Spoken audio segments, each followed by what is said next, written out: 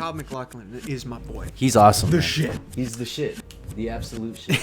I love him. So you haven't been watching Curb Your Enthusiasm? I have not. No, I have not. Okay. No. Because based on what we're talking about, yeah. they just released on the same day as the Oscars the best episode to watch with the Oscars. Where I'm not going to spoil it. Yeah. But it's where they... Go to your spot. Go back to your spot. Yeah. Go to your spot. It's where they reference... Larry David's a genius. Yeah, he's a genius. So he's an absolute genius. he made the perfect allegory for the slap. Oh my god! At the Oscars. Are you serious? Yeah, I highly recommend you watch. I love Curb last season. Dude, because it's basically modern Seinfeld.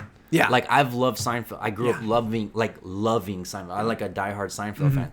And I hadn't been watching Curb Your Enthusiasm, but my brother, who loves Seinfeld, we grew up watching Seinfeld.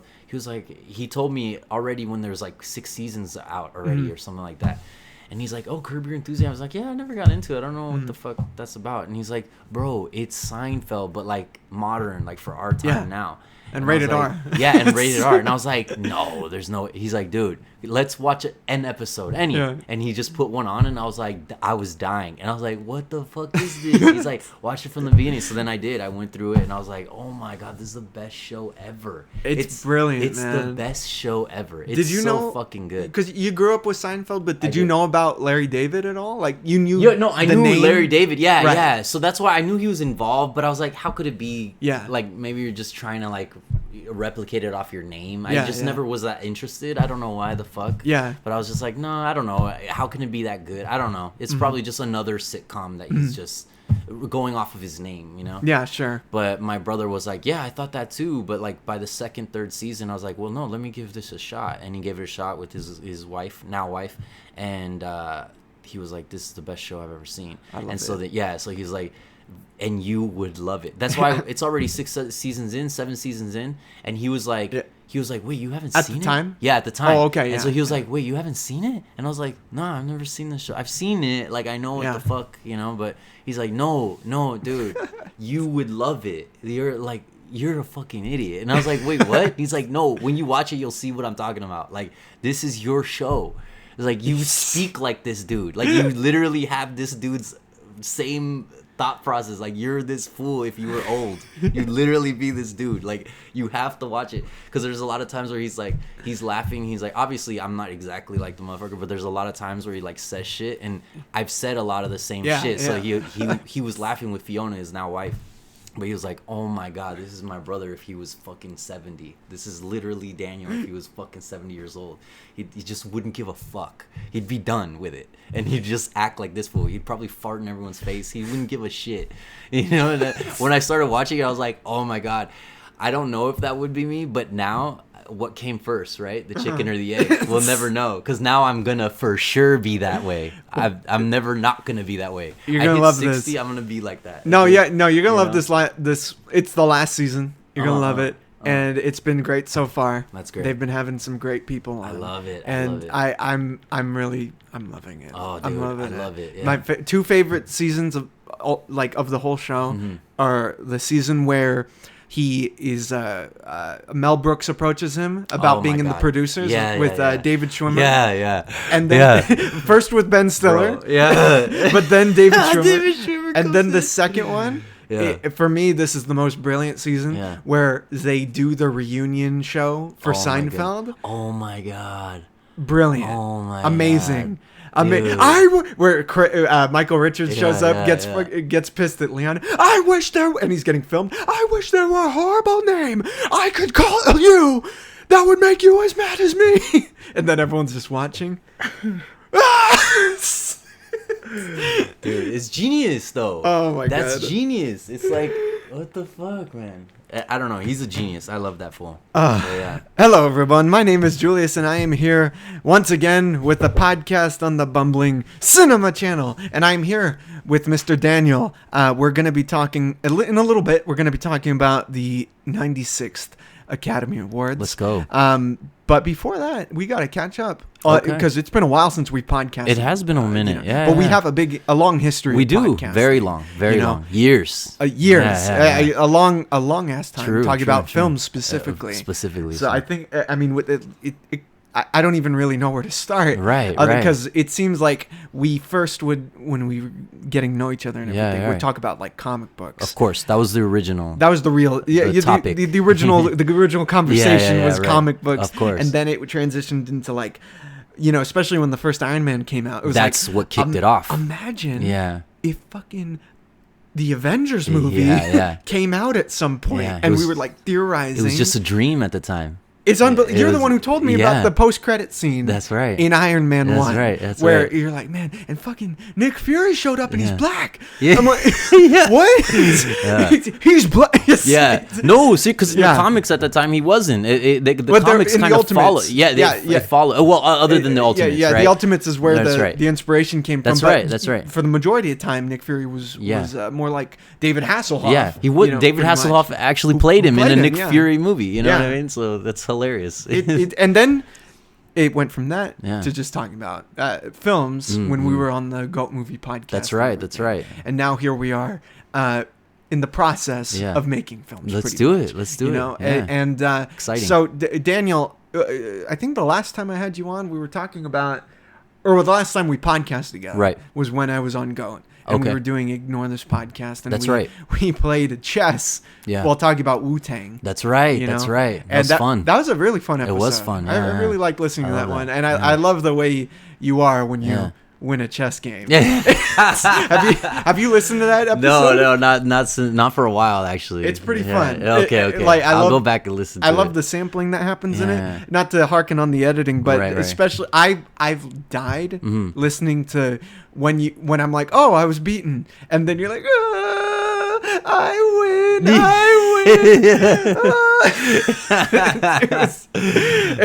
It was a lot of fun. That is fun. That was the last time I ever played chess. Okay. It was that bad, huh? It was.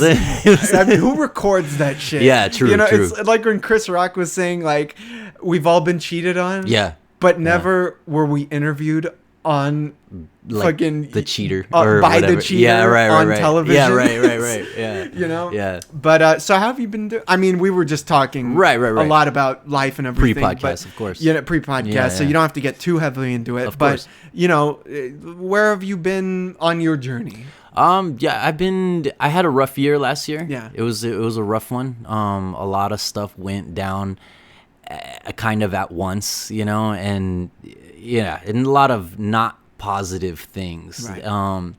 But it was almost great. It was great. If you go down the list, everyone has a lot of bad things that happen either at once or when it rains it pours. And I kind of had one of those years where it was kind of like raining and pouring. When I look at myself and last year, I almost feel like Jon Snow in the Game of Thrones, which I've had those dreams even before I ever watched Game of Thrones, and I'm sure every boy has, where you're just standing there, a horde's coming at you, you pull out your sword and you're like, let's go, But you never know if you're truly going to survive that horde, right? But I almost feel like last year was proof that you can bring a horde against me and I'm still going to stand, and I'm definitely going to it won't be easy to take me down. So I definitely know that all those things that were negative, I'm still here, I'm podcasting with you today, and again, there's a lot of other stuff that happened that I don't want to get into, a lot of other we don't have to. darker stuff, sure. but I'm still here. Like, I'm still standing. It wasn't enough there, you know what I mean? Yeah, there's plenty good on the way. It's right. Well, you were saying that, I was thinking about how, we have, like, I was thinking of like 15 different characters that are like in the same spot that you're talking about in all these different films and everything. Right. And it's funny how, like, when we have these really low moments, it's hard to remember that those moments will pass, right? Even though we have a lot of movies like Rocky, right? Or like this isn't a movie, but it's right. like Cobra Kai, right? Yeah, Johnny right. Lawrence is at the bottom of the barrel at the start of that series, and right. they're all these stories are about perseverance and leveling up, as it were, and everything, and getting better and all that. And when you're really low or having a really tough time, it's hard to remember that, which is I feel is part of the importance of like whatever movie it is, right, you know? right, even right. if it's not even a movie about, you know, winning a boxing fight, or, Right. you know, a motivating film, or it could be a rom-com or whatever. Yeah, right. You know, any movie or story or piece of fiction or anything could Right. inspire, and it's hard to remember that. Yeah, at it's the like, center of it, right, and not only that, but like what you're saying, more just to kind of add on to what Yeah. you're saying, good or bad, the scene will pass. Yeah. The director, the designer, whatever you want to call him, will cut that scene, and you'll have to move into the next scene, and you don't really know if the next scene is good for your character or bad for your character. You don't know. But one thing we do know is that the movie continues. So the movie only doesn't continue if the actor says, you know what, and walks off set and cuts the movie, and the movie is now done. So you decide, like, you're not gonna have all good scenes for your character. Sometimes your character will go through highs and go through lows. I heard Robert De Niro's talking about highs and lows on a podcast recently, and it's kind of reminiscent of what we're talking about now, where he said, good or bad, calm down. Yeah. Calm down. Just be yeah. calm. You could be having the highest high of your life. Calm down. Because the next scene will happen, and you don't know if you're going to have more of the good times. So just calm down. But then when you have the bad times, calm down. The scene will end. You will get through it. There will be another scene afterwards. You know, you just have to keep being that actor that keeps showing up to those scenes, regardless how bad they are, regardless how good they are. You have to be an actor that shows up on set every day and act through your scenes, which is life. The publication is specially created for young readers. Each monthly issue of Zoo Books is packed with breathtaking full-color photos and scientifically accurate illustrations. Yeah, I don't know why. People want to make money. That's like their main driving force. And then you see, like, why aren't you doing this? I don't get it. It's like with Madam Web. It's like, Yeah. Yes. Did you guys forget we live in a capitalist society? Yeah, right. You don't want to make money? That's what no, but it's funny because we complain about that, but then when we want them to use capitalism in this way that would make a lot more, I'll pay for it, like, dude. I was talking That's to what my I'm saying. friend Nick about because he went to see Madam Web, I think, or he wanted to or something because he wanted to watch a bad movie. But I'm like talking to him like, dude, the Spider-Man lore is so rich. It's so aside rich. from Madam Web, Yeah, right. You could make a fucking.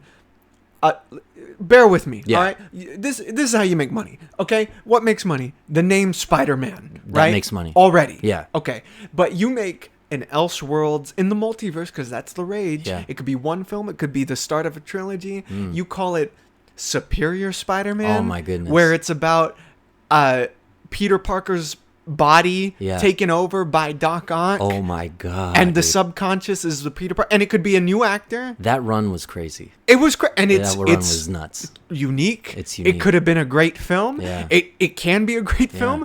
Why you don't? You're gonna do Madam Web over Yeah. You're gonna do Madam Web over Spider Gwen, Spider Woman. Over 2099. 2099 as a film. Oh my god!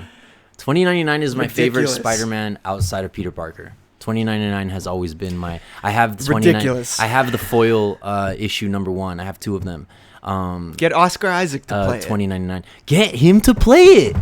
Get him to play it. He was fantastic in the movie. That was my favorite movie of last year. That's what I'm saying. This is my favorite movie. My name is Miguel Ojeda. that's Dude, my boy right there. He's gangster in that movie. He's a oh man, he's monster. gangster. And I think he might be right. You know, I might side with 2099 in that. Let's bite the criminal. Let's do it. All right, so Daniel, All what do you think? Let's not get as angry, Right. Because we don't get nearly as angry at the Oscars as we do at Sony. True. So let's calm down a bit. Okay. What do you think of the Academy Awards and everything? Just generally speaking. Generally speaking, Okay. but also very recently. Okay. Because recently it's been kind of nuts. I mean, a couple years ago we had the whole Will Smith slap thing and everything, and I remember my mom walking in when I was on a Zoom call and interrupting everything and telling me, dude, hit the presses. Yeah, and because the sound went out Yeah. at live when that happened. Yeah, they cut Keep it. my wife's name. Yeah. You know, Oh. like that was kind of wild. It was wild. And so what do you think about just the idea of the Oscars and what it is. I'll tell you. And here we go. No. And it's funny. It's Madam Web. Yeah, no, but this is that Madam Web didn't win. No, I'm just kidding. No, but I'll tell you. Oh, we good? No, yeah, we're good. Okay, sorry. But I'll tell you what I think. What I think about the Oscars, and this is back in '95 when I developed this idea. Mm-hmm. So I was already a kid watching the Oscars, watching movies, and I was heavy into it, et cetera, et cetera. We're a movie family. Since a kid, I was raised on movies. Yeah. So when I saw the Oscars, I remember it being '95, I believe, and watching it with my family, watching it with my dad, my mom, my brother, whatever. It's an event. Yeah. And remember thinking, wow. I can't remember the exact movies that were there, but I remember thinking, well, this movie got nominated for sure. And not only this movie, but this movie's going to win for sure. Like, what other movie comes close? I saw every movie that year. Like, this, there's no way. And when I saw how blatant they gave other movies to these, like, basically these, like, what I called them after 95, I started what now we call them clickbait movie, Oscar bait movie. Yeah, we call them Oscar bait. In the time we didn't have that term, so I just called them blowjob movies because the entire time I was like, okay, this movie's you belong in a porno theater. Yeah, because this is not a movie. Even as you're watching it, you go, oh, I'm not watching a movie. I'm watching a sexual act take place. Because they're trying to win this Oscar. They're not trying to entertain me. They're not trying to even make a movie. They're trying to win an Oscar. That's the point of this movie. That's not a movie. Can I tell you? Yeah. You just reframed I Am Sam for me. Oh, my God. Because now I'm thinking of, like, just Sean Penn in that role as Sam or whatever. I don't know if his name was Sam. Bro. But that was a fetish film. Dude, not only was that a fetish film, but... And don't hate me for this. Sean Penn should be hated for this, what I'm about to say, not me. And so, anyways, I had not seen the movie. My homie was like, dude, we got to watch, I Am Sam, whatever. Everyone's talking about it. And I was like, yeah, sure. So, we're chilling at his house. It's just me and him. He throws it on. First 5 minutes of the movie, I start dying laughing, bro. And I was like, oh my God, my side was hurting. I couldn't breathe. I had like a cramp in my lungs and in my side, and my was hurting. And even my homie, who we laugh at stuff like that, even he was looking at me like, bro, like, stop, stop. And I was like, I can't, dude. No, and this is gonna make you laugh, but when I talk about my top 5 comedies of all time, I Am Sam that list. I'm not, and if you'd want to dispute me, go watch that movie. Watch the movie and then talk trash about that being in my top 5 comedy movies of all time. And if you have a problem with it or offensive, you need to go talk to Sean Penn, sir. And you know what I mean? That dude belongs in no movie being a social justice warrior of any kind, let alone playing someone like that. You know what I mean? So that alone made me laugh that he just showed up as that character. I was like, oh my God, what? Sean Penn? You said yes to this? Like that in itself made me laugh. Dude, it made me laugh. I couldn't stop laughing till the credits rolled. And then even afterwards, I was just dying for like hours. And my homie was like, bro, the movie's over already. Daniel, shut the fuck up. Yeah, just shut up, dude. And I was like, I can't. The movie still exists, bro. I'm still laughing. Like, I couldn't stop, dude. It was that funny to me. It was really that funny. People with money said they produced that. They wanted that. And they won't produce Spawn. Yeah, and they won't produce Spawn. What is wrong with people?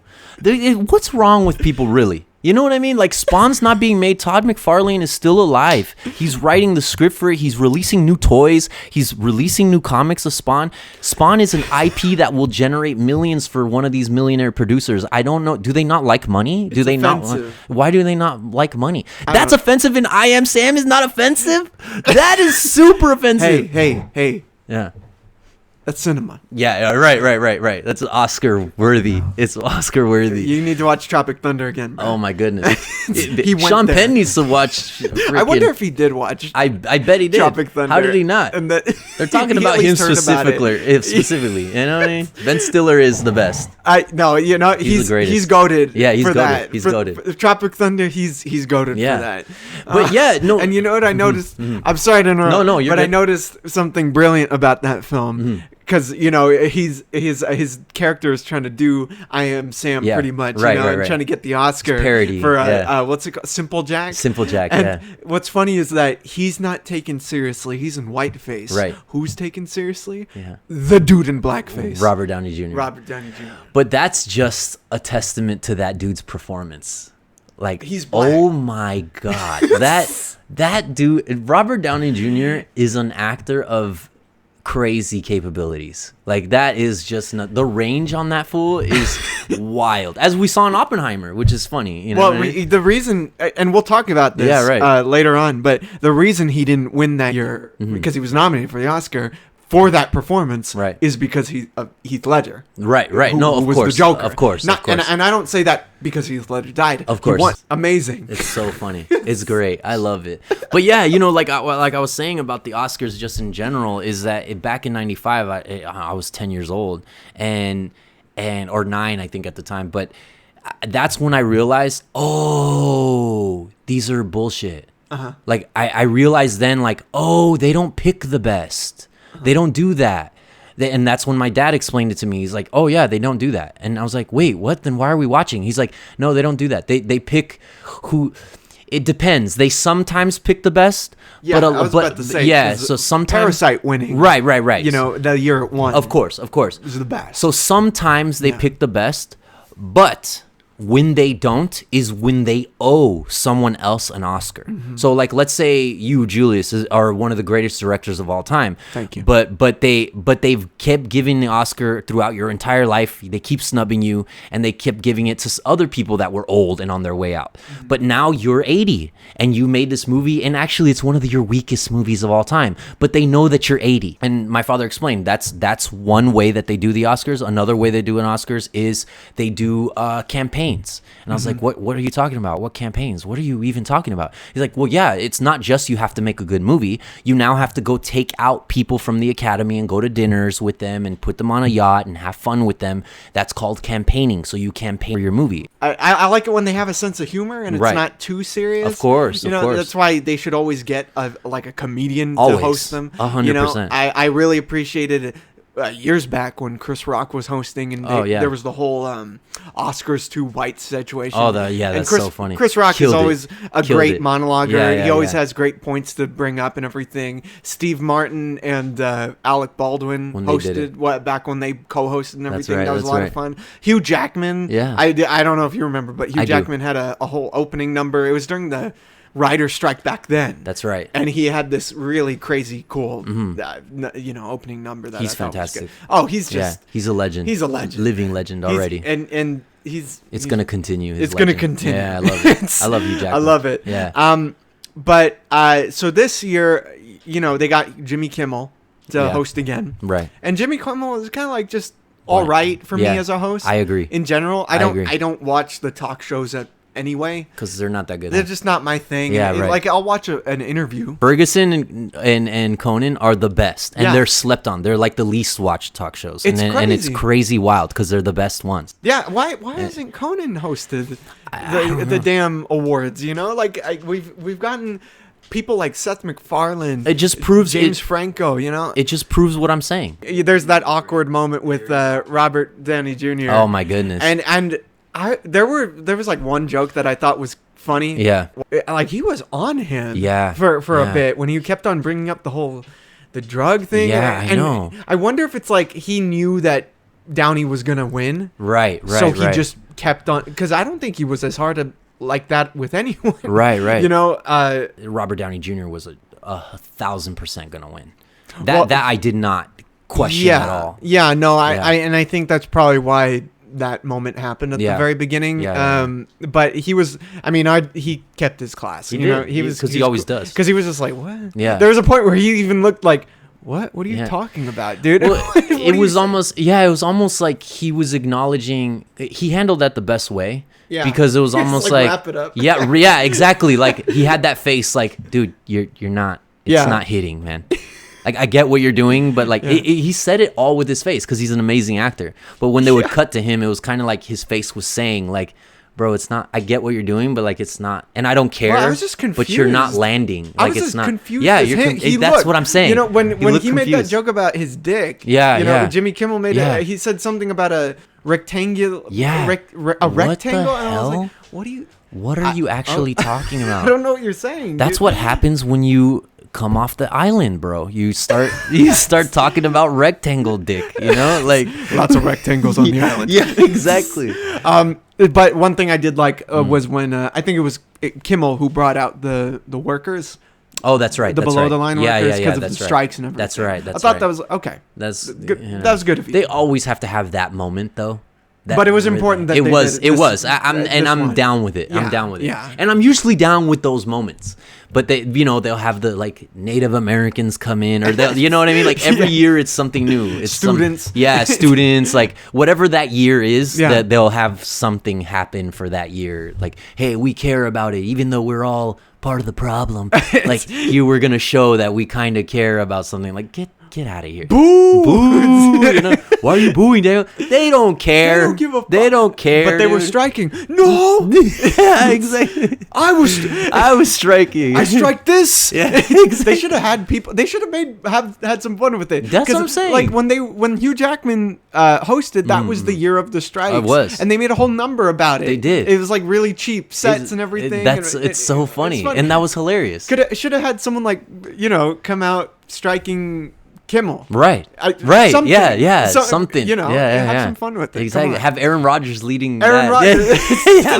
That'd be awesome. Leading that strike. That would have been funny, and it would have shown that he's like cool with it. You know what I mean? Like it would have shown some like, hey, you can make fun of yourself, to the point where you get the guy who's literally making fun of you to come and make fun of you with you. See, that would have been good.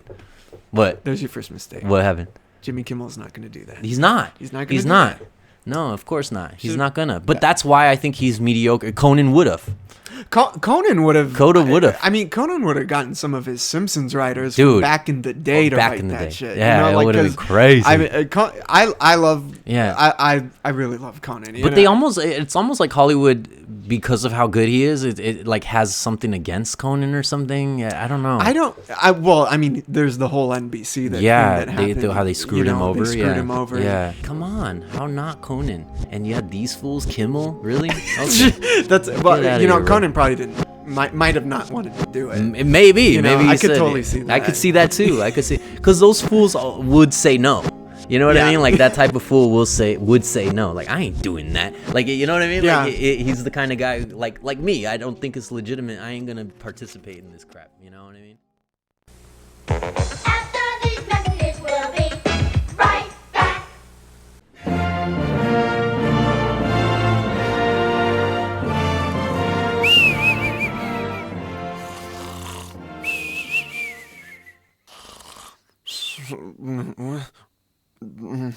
Our whole American hands. We are in the purpose of presence on air that can determine our future as a species. Difficult choices have to be made in the hope that we as a nation will leave a world not only suitable but deserving of those who come after us. We must decide whether or not to subscribe to Bumbling Cinema channel on YouTube or follow on Instagram. On this great channel, you'll be able to find original films and content by an up-and-coming all-American Latino boy, Julius from his humble beginning in Los Angeles. Julius always wanted to make films with friends and loved ones. You'll also find great podcasts hosted by the boy, bi-weekly, about a movie each week. True cinephiles will subscribe and enjoy the heart put into this great content. Others will sound like this. I don't care about the Chinese box office, and neither should anyone else. We shouldn't have to subtitle our films. They're already taking our jobs. They don't need to take our language. So come on, man. Feel free to join us. It's free. Go out and subscribe. And if you don't, you ain't black. I'm Joe Biden, and I don't remember this message.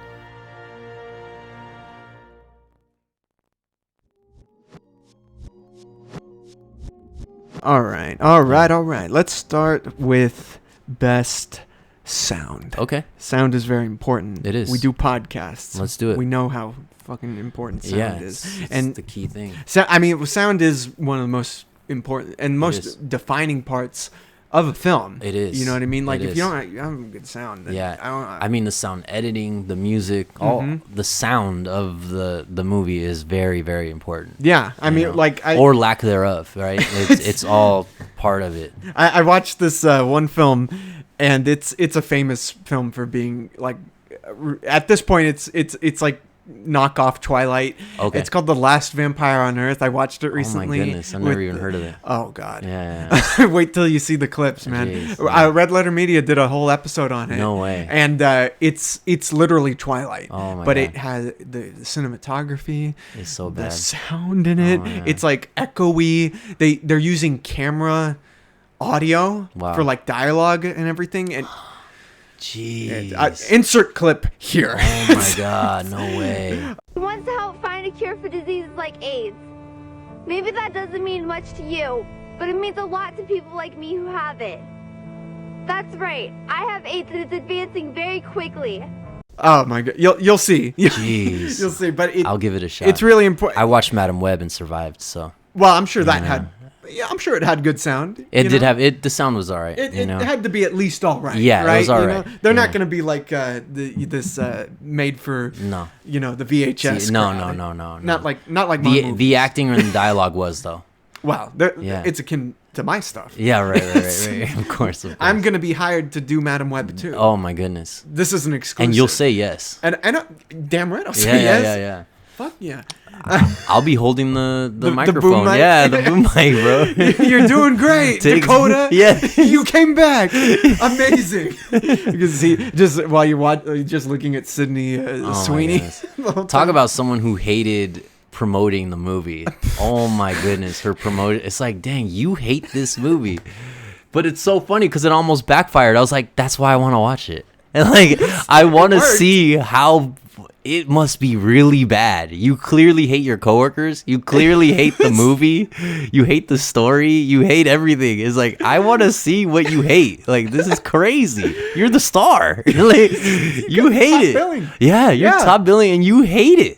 Like, that's crazy. That's what I'm saying. That's why it's going to be taught. Oh my, it has to be taught in schools. It has to be. I'm telling you, it will be. It will be. They reference Madam Web in during the Oscars. Yeah. John Mulaney showed up that's and right. Spider Ham made goodness. a Madam Web joke. Oh my goodness. All right, let's talk about best sound. So the nominees were Mission Impossible: Dead Reckoning Part 1. Let's go.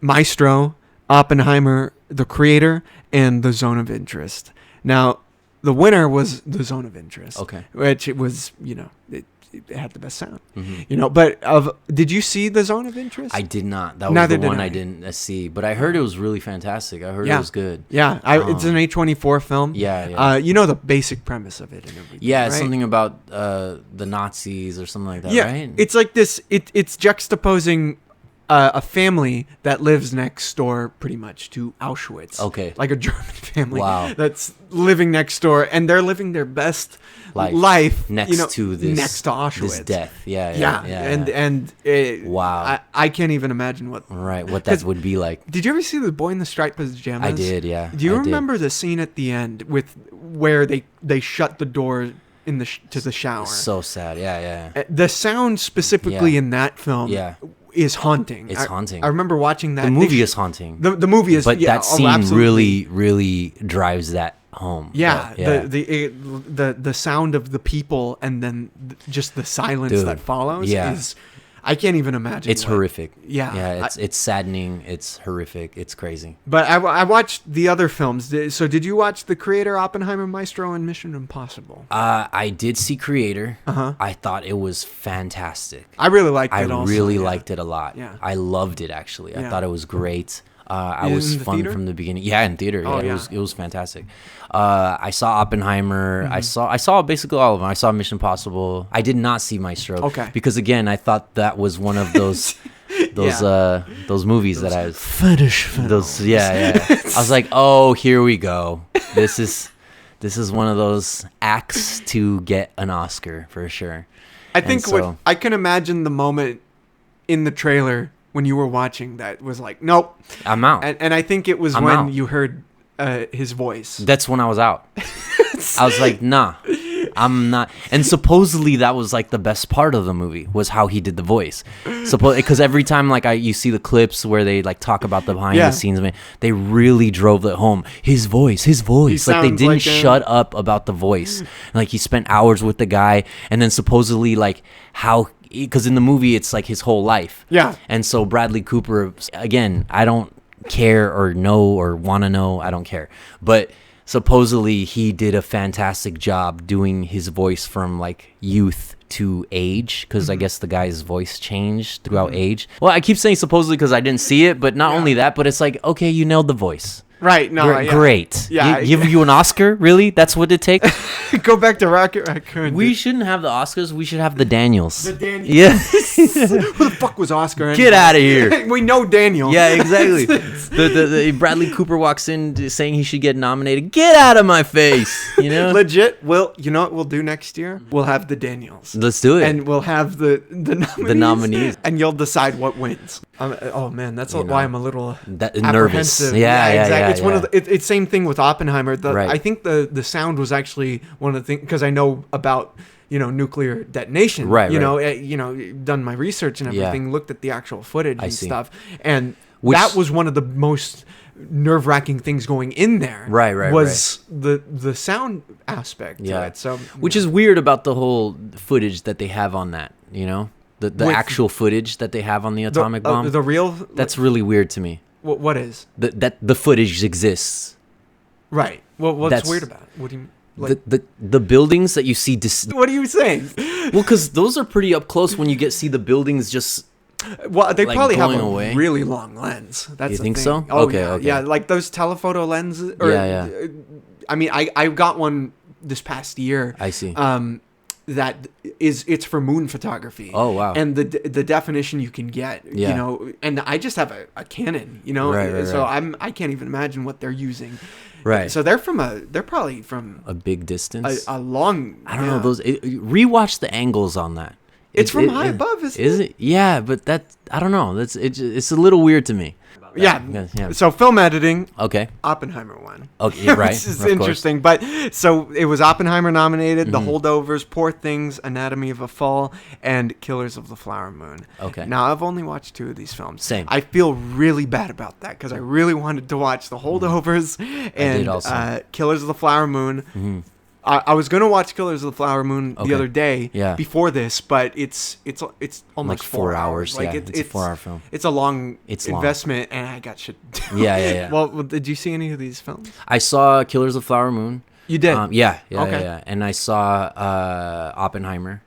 And Is Oppenheimer a 3-hour film? it's or it's I near? think it's near 3 hours. No, it is. I think it's 3 hours.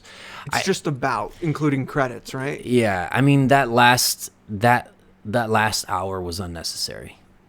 About the political aftermath and It was everything? BS. I will tell you. Interesting. I think it was BS, and the reason why is because I'm not against having that narrative play out, but I feel that Nolan, he always messes with time in his movies, and I think he gave us a movie from the beginning to the bomb, right? And that's a movie in itself.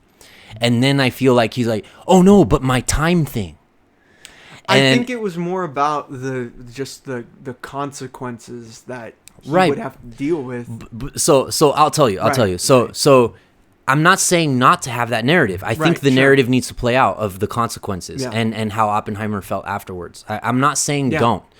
but the way you do this time thing just to do it, it didn't make sense. So the information is really dense. Yes, you know it's what I mean? dense. Yeah. But what I didn't like is this. So it's basically this, and people that saw Oppenheimer will know exactly what I'm talking about, because you get a linear movie from, you get up until the bomb. You have basically a movie. You can cut it there and it's a movie.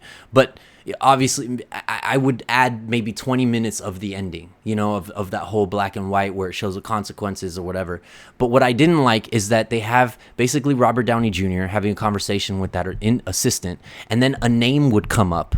Oh. And then they cut to that conversation of that name. So it'd be like me, you having a conversation, and then we mention David, and then it cuts to it cuts our conversation, cuts to you having a conversation with David for 20 minutes, and then it cuts back to our conversation, and then we mention Steve. And then now it cuts to your conversation that you had with Steve. And then it cuts back to our conversation. And then we mention Paul. And now you have a conversation with Paul. And like, dude, stop it. Stop it. You could just have our conversation and then have clips of the conversations that you had that you wanted to add. It could have been 20 minutes. It didn't have to be another hour where you're cutting back to the conversation about the conversation and then having a conversation about that conversation. Shut up. Stop it. Because now it's just being long for the sake of being long. That did not need to be an hour. I agree with that. I don't know if it was an hour exactly, but I do think I did feel the length. Yeah. After they did the whole thing with the Trinity test and the bombs being shipped out, and he has this conversation with the president. That's and right. stuff. That's right. I felt the length, yeah. especially because it's like, oh, this is gearing in to wrap up another storyline with Strauss, right? Because of what was set up earlier on, right? And I was fascinated by a lot of that history, so I was fine with it. But I was also feeling the length. Now, what I wanted to ask, since you watched Killers of the Flower Moon, and that's like I think it's about 3.5 hours, right? So how did that compare? Like in terms of the length, was it justified? Length? It was. See, that's the thing, is that I felt that was justified. Although I did feel like, man, this is a long movie, but I almost felt it's a long movie just from sitting in the theater, not from the movie. Do you know what I mean? Like I didn't recognizing you're in a theater. No, just not even that, but just like my body just sitting for 4 hours. Yeah. So it was almost just that. But in Oppenheimer, I felt that, and I felt like the why are you doing this? You know what I mean? But at least with Killers of the Flower Moon, I felt the dang, this is a long movie, but almost just in my body, not from the experience the movie was giving me. If that makes sense. You're appreciating the length. That's what I'm. Well, I mean, Scorsese knows at this point knows how to make a long movie and engaging, right? Over a course of time. He's done it a bunch of times. Oh, and absolutely. And he talks about that, right? He talks about being able to kind of just let loose and tell the whole story that you want to tell, and screw how long it is, screw how short it is. I'm just going to tell the story, and then wherever it lands, it needs to fit. What I'm putting in the movie needs to fit. And I kind of felt that in Killers of the Flower Moon. Okay. So yeah, I didn't hate that length versus, again, this is coming from a Nolan night. So the fact that I'm giving Scorsese, and also Scorsese kind of pisses me off with his whole ideas of Marvel movies are not cinema. I just think that's I just think I'm gonna cut in that podcast. Oh clip my God! From back in the day. That's right. Yeah.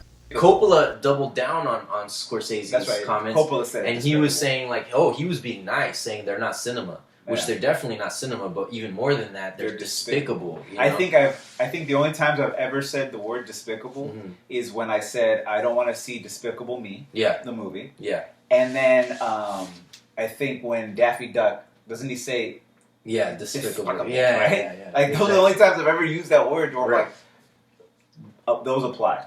I love that clip. Yeah. I love it. I think this was a flex on that though.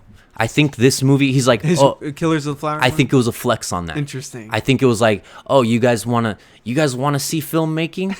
You want to see filmmaking? You're gonna square up. This is filmmaking. You guys want to question my thoughts? I still don't agree, because cinema is cinema. Right. Just because you don't like it doesn't mean it's not cinema. Just because you're old and yelling from your porch, like, get off my porch, that's not cinema. Just because you're that old now, that you become that old man, like yelling through your screen door, doesn't mean what you're saying is actually true. So you know what I mean? But he still knows how to do it. But that's the thing.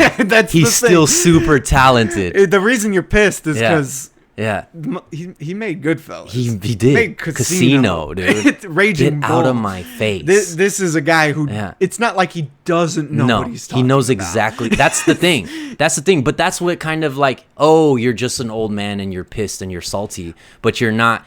You're not saying this because this is what you actually believe. I don't like it. Okay, great argument, Scorsese. Great argument. Good job, intellectual. That's what I'm trying to say. Is Did you see Secret Invasion though? Secret Invasion? Yeah, right. Yeah, exactly. All right, let's move on. Yeah, right. Best production design. Okay. So let's do it. The nominees were Poor Things, Napoleon, Barbie, Oppenheimer, and Killers of the Flower Moon. Now, were there any of these films that you didn't watch? So Napoleon I saw. There's Poor Things. I did not see Poor Things. Okay, I saw Poor Things. That's the one I did not see. Okay, I didn't. Okay, but you saw all the others. Yeah.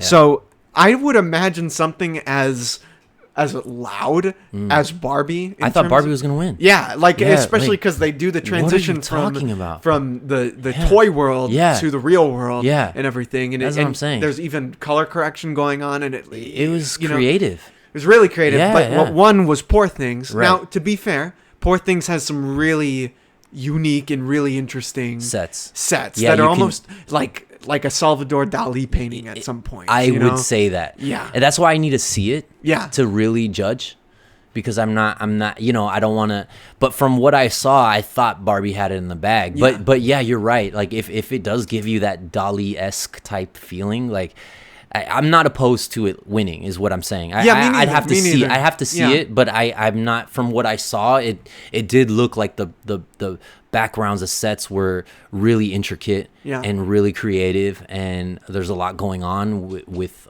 a lot of nothing going on. There's a lot going on, but it's like a backdrop, but it's almost like a character itself. In Poor Things. In Poor Things. Yeah. No, it. You know what? That's a great way of describing it, because they're like chapter cards. Oh, I see. That play throughout, no or act cards, I guess is the best way to describe it. Where they're going through different character transitions, pretty much, and you see the character going through this like hellish, dripping world and stuff. Whoa. Everything's made of ink, and it is really so maybe deserve to win. Yeah. But these are really strong contenders. They are strong contenders. I agree. I mean, Killers of the Flower Moon. I can only imagine. They built a town, dude. Oppenheimer. They had to recreate literally the whole Manhattan Project. These are really good contenders. Right. So I understand why Poor Things won, because it's probably the most avant-garde of the whole bunch. Yeah. So it makes sense. It's not like a offense. Right. True. But Barbie was. I didn't see Napoleon. How was it in Napoleon? Napoleon was okay. And in the sets and everything? in the sets, no, the sets were great. The sets were fantastic. They were fantastic. I took issue with some of the portrayals of Napoleon. Mm-hmm. Napoleon's, I think, the greatest military mind that we've ever had. Mm-hmm. My favorite megalomaniac. Obviously, that we have, it's just through history, and we can kind of read it like comic books. But mine is Genghis Khan. I think he's the best. He ruled the earth. So, get out of my face. He's awesome. Get out of my face. I think the essence of Napoleon, they didn't get that down. Granted, I didn't know Napoleon personally, so I don't know if it's true or not. But from what I've read, it didn't seem like they got the essence down, and that's kind of like what bothered me. But not so much the inaccuracies of the historical facts. You know what I mean? Well, it's a good thing it didn't reflect within the costumes, the set dressing. Or that was great. Like that. That was great. The way it was filmed was great. Yeah. The cinematography was great. The lighting was great. That was all fantastic. Ridley knows how to set a scene at least. He's one of the best to do it. Oh, I mean, he really is. His catalog is amazing. It's hard to contend with. Alien? Jesus Christ. Get out of my face. Speaking of which, there's best costume design. Let's do it. Now, we had Poor Things once again. Napoleon once again. Let's go. Barbie, Oppenheimer and Killers of the Flower Moon. Now, this is pretty much just the same. The same, yeah.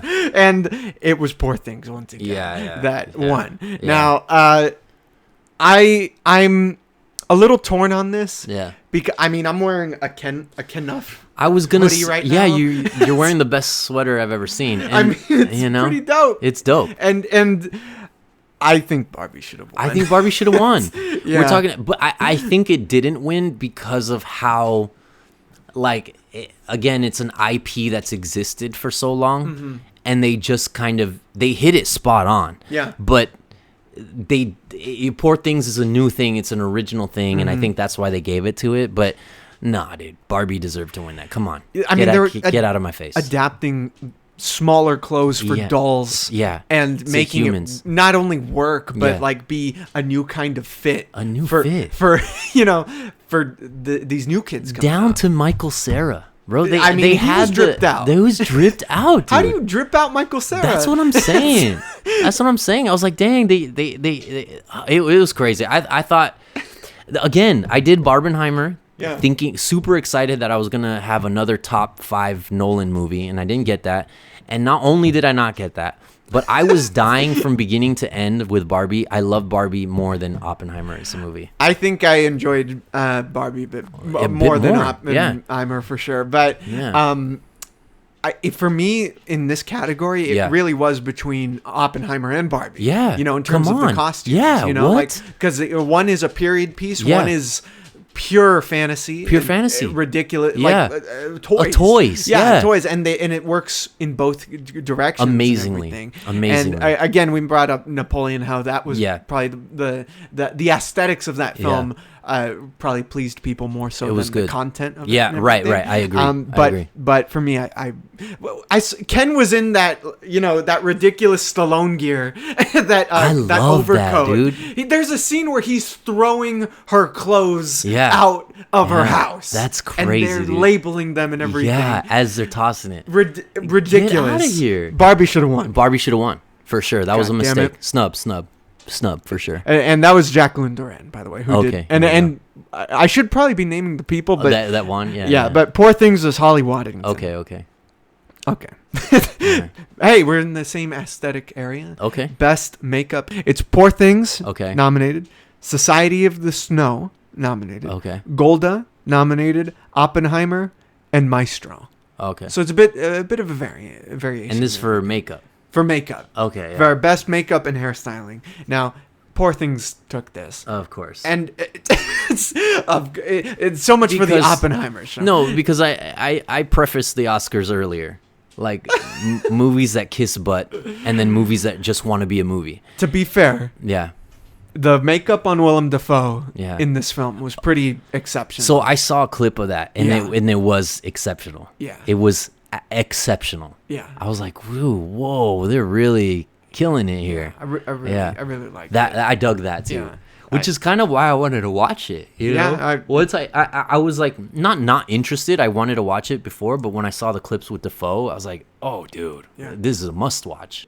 I went to see that in the theater with Andrew, and we were just we were laughing the whole time. Oh, okay, just because of how surreal it is, and how that was treated throughout, not just the aesthetics, but the way actors were acting. Like Mark Ruffalo is a riot in that he just plays the most pathetic, chauvinist dude you'll ever see. I love that, and he's wonderful in it. That's great. But he's awesome. Yeah, no, I love Ruffalo. Again, I'm kind of glad Oppenheimer didn't take this one. Yeah, no, me too. Me too. You know. Yeah, no, I'm glad Oppenheimer didn't take it.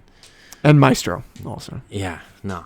The fetish film. Yeah, exactly. Fetish films. All right, let's move on to best cinematography. Ooh. Now, this is kind of a given based on the nominees of which one won. Right. But so we have Oppenheimer. Okay. We have Poor Things. Okay. We have El Conde, Maestro, and Killers of the Flower Moon. Okay. Now, I'm going to read out the cinematography, the DPs for these. So Oppenheimer was Hoyt van Hoytema. Okay. Poor Things was Robbie Ryan.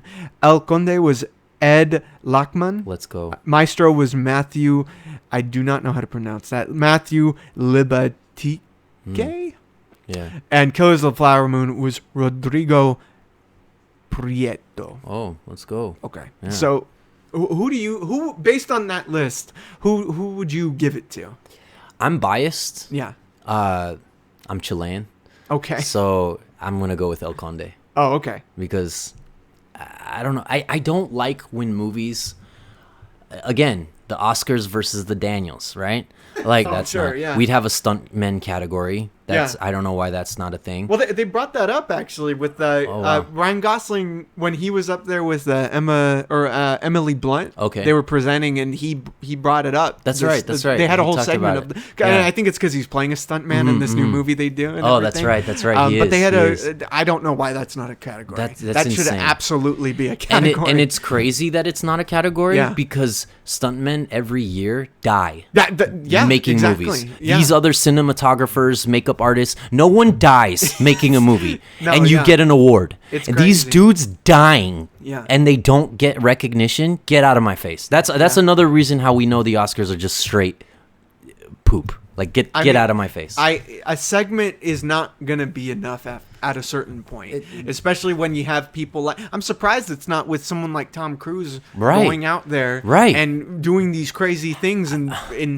himself. Jackie you know? Chan should have won so many Oscars for stuntmen. Like get out of here. And Tom Cruise should have won a bunch. He got he didn't get an Oscar for stunt work, but he did get an achievement, I believe. Yeah, a Jackie Chan. lifetime achievement. A lifetime award. Yeah, achievement, and yeah. his stunt work had to be a factor. It had to be. But Come he's on. also a big thing. It Yeah. should be a category. It should be a category. It should absolutely yeah, be a category. Yeah. Fools die. Yeah, no, they people- give their life yeah. so that we can have a movie on screen. Yeah. They give their literal life in bones, like in their blood.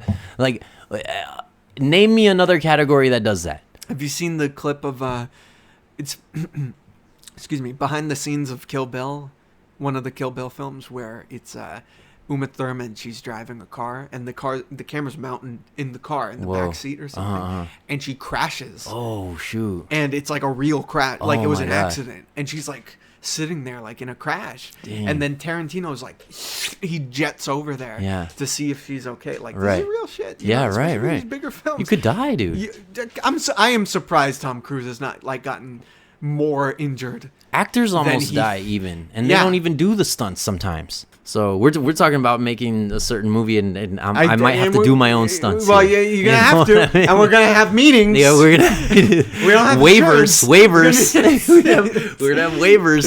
You know, Exactly. Speaking of which, Oppenheimer, Van Hoytema won Best Cinematography. And that It makes makes sense. That makes sense. Makes I like that. Beautiful. All right, so this one, this might be tough for us. Yeah. Okay. It's Best Animated Short Film. Oh. Did you here we watch go. any? Okay, well, let's see. Yeah. all right, I should have watched this first one. Right. War is Over, inspired by the music of John and Yoko. Mm. I should have watched that. Our Uniform, Pachyderm, 95 Senses, Letter to a Pig. I watched none of these. I watched none of them Yeah, either. yeah. The John and Yoko one, Mhm. won. So, God, she's still a thorn in our foot, huh? see, I was gonna ask now Yeah. to save this segment. Right. I need you to talk about, how back in the day when we would talk about the Beatles, you'd Yeah. just be like, yeah, but I mean, Yoko broke them up, so She what's it right. matter and shit? Yeah, dude. Come on. And Paul's not even Paul. Didn't he, get replaced by Billy Shears or something? Paul. Paul McCartney. Yeah, exactly. That's what they call him. Yeah, yeah. He's dead. He's dead, man. I mourn 3 Beatles. Yeah, right. No, but The Dragon Lady, Yoko. Yoko, my favorite clip of Yoko of all time Oh my God. is when she's singing with what is that? With, John Lennon and Chuck Berry. Chuck Berry, bro. That if Wait, you guys haven't seen that Did you clip, just call it singing? it was some sort of yelping. I don't know what that was. That was some sort of dude. If you guys have not seen that clip, go YouTube the clip. Chuck Berry and John Lennon and Yoko Ono. Oh my goodness! And they gave her the easiest job, some tambourine or triangle or just something. play the Just shut tambourine. up and play. You're up here, okay? We Why put are you you up up here? here. Yeah. Yeah, that's enough. Someone put you up here. You need to calm down. And you decided to start screaming and yelling in the middle of these two legends performing? Yeah. Who do you think you but are? Like Chuck Berry was his hero, John Lennon's hero growing up. I know. You know, and they're playing Johnny Be Good and everything. Oh my goodness. And no, that clip is ridiculous. So John Lennon, Chuck Berry, two of the greats of all time, harmonizing, singing this hit from the 1950s. That's what this moment's about. And Yoko, in the middle of it, can't handle that she's not getting any shine. She takes the fucking microphone out of the stand, starts playing the bongo, and as they're singing, you know, go, Johnny, go, whatever, she picks up the mic and I swear to God goes, yeah, some fucking crazy shit. And you see Chuck Berry's eyes fucking open as wide as they are, and it's that fucking look. But you know who I blame for that? I blame Lennon. Yeah, I blame Lennon. Like, that's your fault, bro. Yeah. Like, if we were a band and you're like, I'd be like, no, what are you? I'd be like, my girlfriend Stephanie, I like her though. And I'd be like, wait, what are you talking? We're trying to make legit music here, Julius. So what are you talking about? Yeah, but my girlfriend Stephanie, she's so cute. She's like, sitting on my amp. Yeah, like, what are you talking? I'd be like, I don't care how much you love this girl. Like, is she a musician? What the hell are you talking about? Well, you know now that I mean? you say that, yeah, she's gonna be on the album now. Yeah. Right. God damn it. No, it's crazy. That was Lennon's fault. She was allergic to rhythm and harmony and peace, which Lennon stood for. Yoko Ono, warmonger. What are you talking about? Listen to her music. Tell me that's not inciting violence. That's a battle cry. That's a bro. battle cry. Yeah, that's literally. They chanted like that during the Crusades, during the rite of the Rohirrim or whatever. when Genghis Khan, when Genghis Khan would charge in. No joke. and That's plunder. literally the sound that they made. I'm not kidding. The Mongol horde made that sound. It was like you knew death was coming. You just. Jesus Christ. You know, let's move on. Let's move on. We didn't watch the short films, the animated short films. We did it. Oh, shit. We did it. Dang. Oh, my God. And Yoko, And she's in her still way, running. she lives on. Yeah, She we're lives still on. talking about her. Dang, dude. Damn. Yeah. Yeah, exactly. Boom. my The God. Oppenheimer bomb. Shots fired. Oh, literally. man. Literally. Yeah. Oh, R.I.P., bro. It's best original screenplay. Okay. So what we had nominated: Anatomy of a Fall, The Holdovers, May December, Past Lives, and Maestro. Now, I only watched Maestro. Okay. I really wanted to watch May December. Did you watch that? No. Okay, so I really wanted to watch Okay. that. But Which one was that one about? It was with It was about the May December relationship with Julianne Moore. She's like an older woman. That's right. Natalie Portman. Yeah. Right. Okay, I remember that. And this Yeah. this one actor who's like really big right now. Yeah. I forget his name, but he was in an episode of like I think American Horror Story. Mm-mm. Yeah. I don't know, but he's one of these like good-looking guys. That's right, and it's supposed to be he's young. He's and young. She gets with this. And they met when he was like A 8th kid? grade. Oh my god! And they're like living together. Yeah. I really wanted to watch it because the trailers were really interesting. But, Yeah. I didn't. Okay. Yeah, no, because I saw it and I was like, dude, I don't want to watch this crap. Like, This science fiction. Yeah, this is no, but it's so funny that we complain that there's always this double standard, right? You always show how like the girls are affected by this, but like, we never really show how the men are affected by this when they're preyed on. You know what I mean?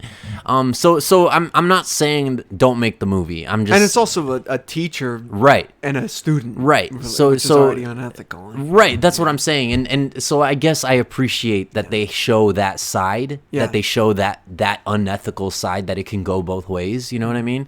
So I guess I appreciate the themes, but Yeah. I don't know. I just you kind of know, you watch the trailer and you're like, I know this is bad, and so I'm just gonna watch 2 hours of like being uncomfortable and I already get the premise. Okay, you got with a kid, like that's And wrong. you kept the kid. Yeah, and you kept it. And that's wrong. And okay. And like, cool. So I'm, like beginning to end, what do I need to see here? Like, I don't know. So I wasn't super rushing to the theater to go watch that because I was like, okay, I'm just going to watch it and be like, yeah, I knew this was bad. I decided that in the trailer. That's fair. You know I do want to check it out just because it has some really good actors in it. And Natalie Portman's fantastic. Top tier.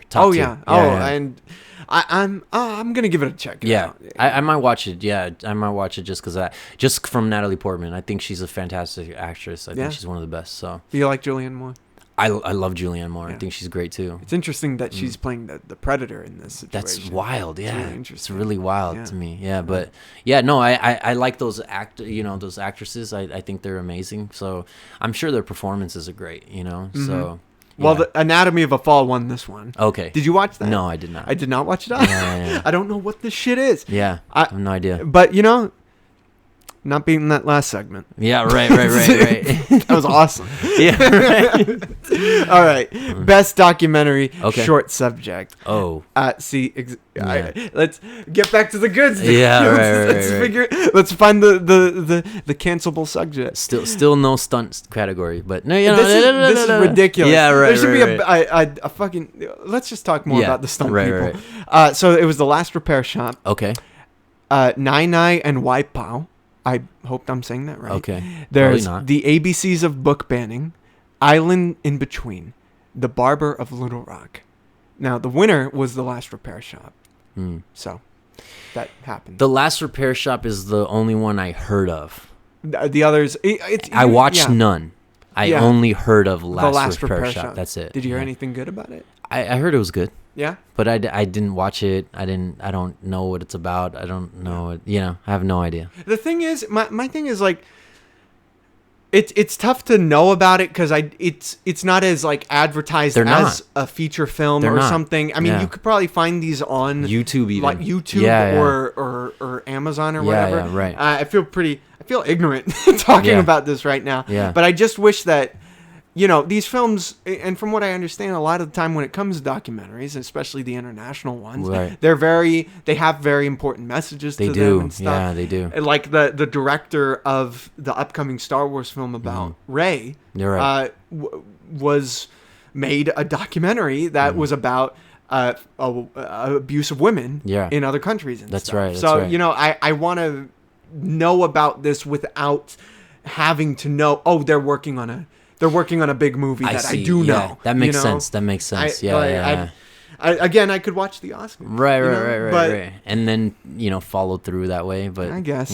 I guess. But yeah, it's true. It's funny that the shorter documentaries usually have more impactful, heavier themes or topics, So it's funny because those are the ones that we should probably catch, and they wouldn't inconvenience us at all. What are they, 15, 20 minutes? Yeah. And those are the ones that we don't hear about and we don't watch, and I don't know, it's just a little weird to me. Let's move on to that point. Right. So we got best adapted screenplay. Okay. And we had nominated American Fiction, The Zone of Interest, Barbie, Oppenheimer, and Poor Things. Okay. Now, see, the winner of this was American Fiction. Okay. Did you watch that? I did. Oh, you did? Yeah. How was it? I really wanted to check it out. It was okay. It was all right? Yeah, it was all right. I think in terms of screenplay, I mean, it is about a writer, right? Right. So like, kind of kind of like meta. I do feel I haven't seen Zone of Interest, but I think maybe that might have been a contender here. Mm-hmm. Maybe because of how heavy it was. So and American Fiction was not one of my favorite movies of the year. So so I feel like Zone of Interest would impact me more, but. I don't know. I'd have to hear the dialogue. I'd have to see the themes and the whole narrative play out for me to even bring up Zone of Interest as a contender. But I can see American Fiction winning. Okay. Like I don't have an issue with it. I'm curious if you think that because I'm thinking based on what Barbie did, right? Because it's very on the nose of what it's about politically speaking. It is, and it doesn't. And the reason why for me that's cool is because it's not it's not pretending not to be. That's right. You know what I mean? It was self-aware. It's very self-aware. Yeah. It's talking about the patriarchy. It's talking about, all these alpha male figures out there, the ideas of masculinity and everything, and femininity and all this stuff. And it's being very honest. It's just being honest about it, you know? And I think it was much more nuanced than a Barbie movie should have been. Right. I think so too. I think one of the biggest appeals of it. I agree. So do you think it's... Because part of me is thinking, based on these choices of what I've seen... Right, it should have won. I wouldn't have been upset if it did win. Me neither. You know? Me neither, because of what you're saying. Yeah. Because I do think, like, sure... Like, my daughter saw Barbie and they loved it. They thought it was great. But a lot of that stuff I think they miss the nuance of it. Obviously, they're children. And not only that, but there's a lot of stuff like callback to, because I remember I grew up during the Barbie era. So I had cousins and friends that played with Barbie dolls, and I, on sleepovers, I would bring my X-Men toys and my Turtle toys and Masters of the Universe, and we'd play with my cousins' Barbies and Barbie dolls, and we'd mix and match, so I knew all those like special edition Barbies that were coming out and all the nods that they had to that, you know what I mean? And so I agree. I think it was very nuanced, and like you said, like you can do a very, very like a toy line, but you're also touching on subjects that are like nuance, The one thing is it was very on the nose when America Ferrera gave that speech, that monologue. And I'm not saying I hate it, but it was just like she literally just got on a soapbox and was just like, this is what we're going to talk about, and this is the issues with today's world. But do you think that was unexpected for a film like that? Yes, a monologue like that. I do think it was unexpected, because again, I thought I was just gonna watch some stupid Barbie movie and they were gonna just be stupid the entire time.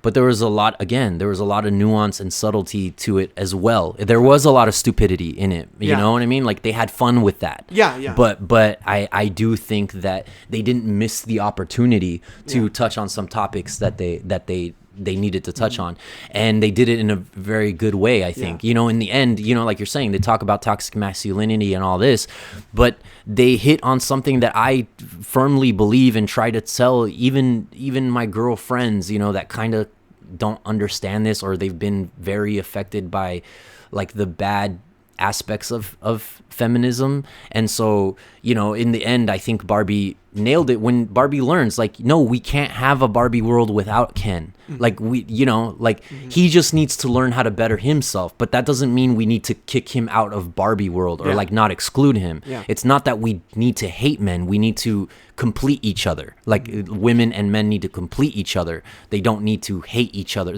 We're not in opposition. That's the wrong for masculinity and femininity. Either or are not toxic in it of themselves. Like, you know what I mean? Like masculinity is not toxic. You can be a man and be toxic, and you can be a girl and be toxic. But masculinity on its own, femininity on its own are not toxic. And I think that they kind of, at least they tied that up at the end. You know what I mean? For a movie about a Barbie. Especially with what like the climate of like all these movies about products, or all these comic book movies, which I love comic book movies, but my thing is remakes, sequels, reboots. It's a very kind of cynical time for films now, because it's all about marketing and pushing product and everything. I agree. And for a movie like this, Barbie is when I heard about Barbie being a movie, I was like, here's another one. But this was really... It was great. It was because of the writing, which was at times pretty on the nose. Yeah. But I would rather it be on the nose and be genuine than just another fucking generic. Yeah. Especially when you heard...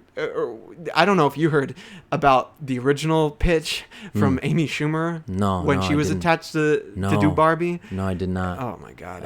I'm sure it's horrendous. It was just Amy really Schumer, mean-spirited and like cynical. And it was about this Barbie who was like not like who was like ugly. Yeah. And it was all about that and everything. Right, like, right. You don't need to do that. Yeah, don't need to do that. Yeah, exactly. I'm so happy we got this movie. I'm happy that you chose Margot. I'm happy they chose. She was a producer on it. Yeah, that's great. Ryan Gosling. The one thing I will say about the movie, and again, very little criticisms when it comes to Barbie. I liked it better than Oppenheimer, but I do think, and maybe you'll agree with me on this.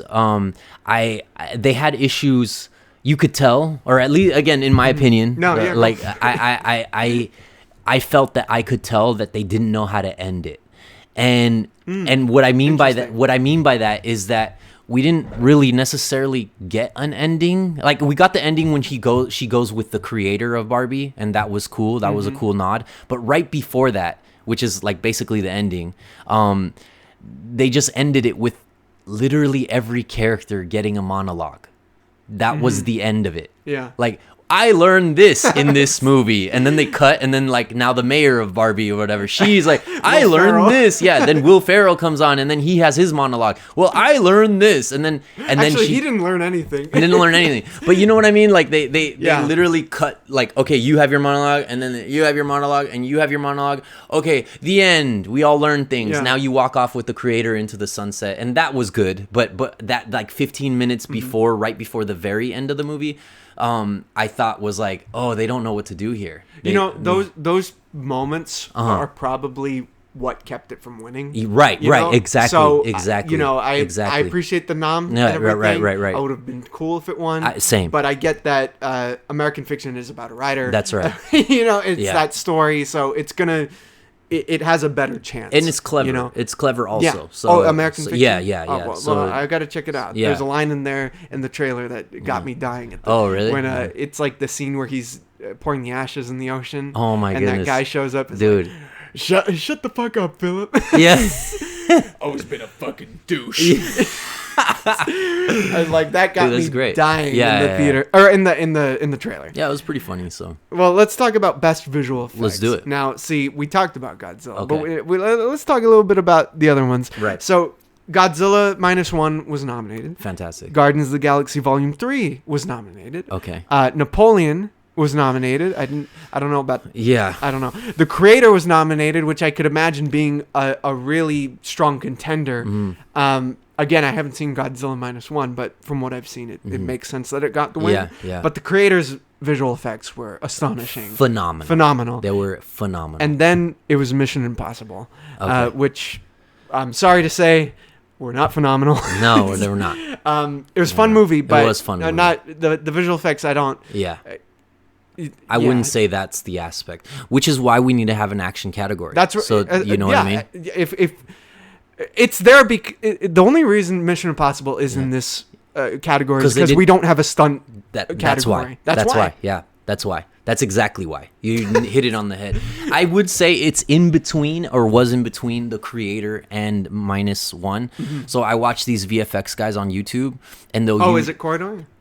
Is it Corridor Digital? It's the one where they get the special effects of the and movie guy and they react to it. Yeah, you've Corridor, seen it. Yeah. So I saw the one where they did with the Creator, and they're talking about how they did it, and apparently they didn't use any of the dots.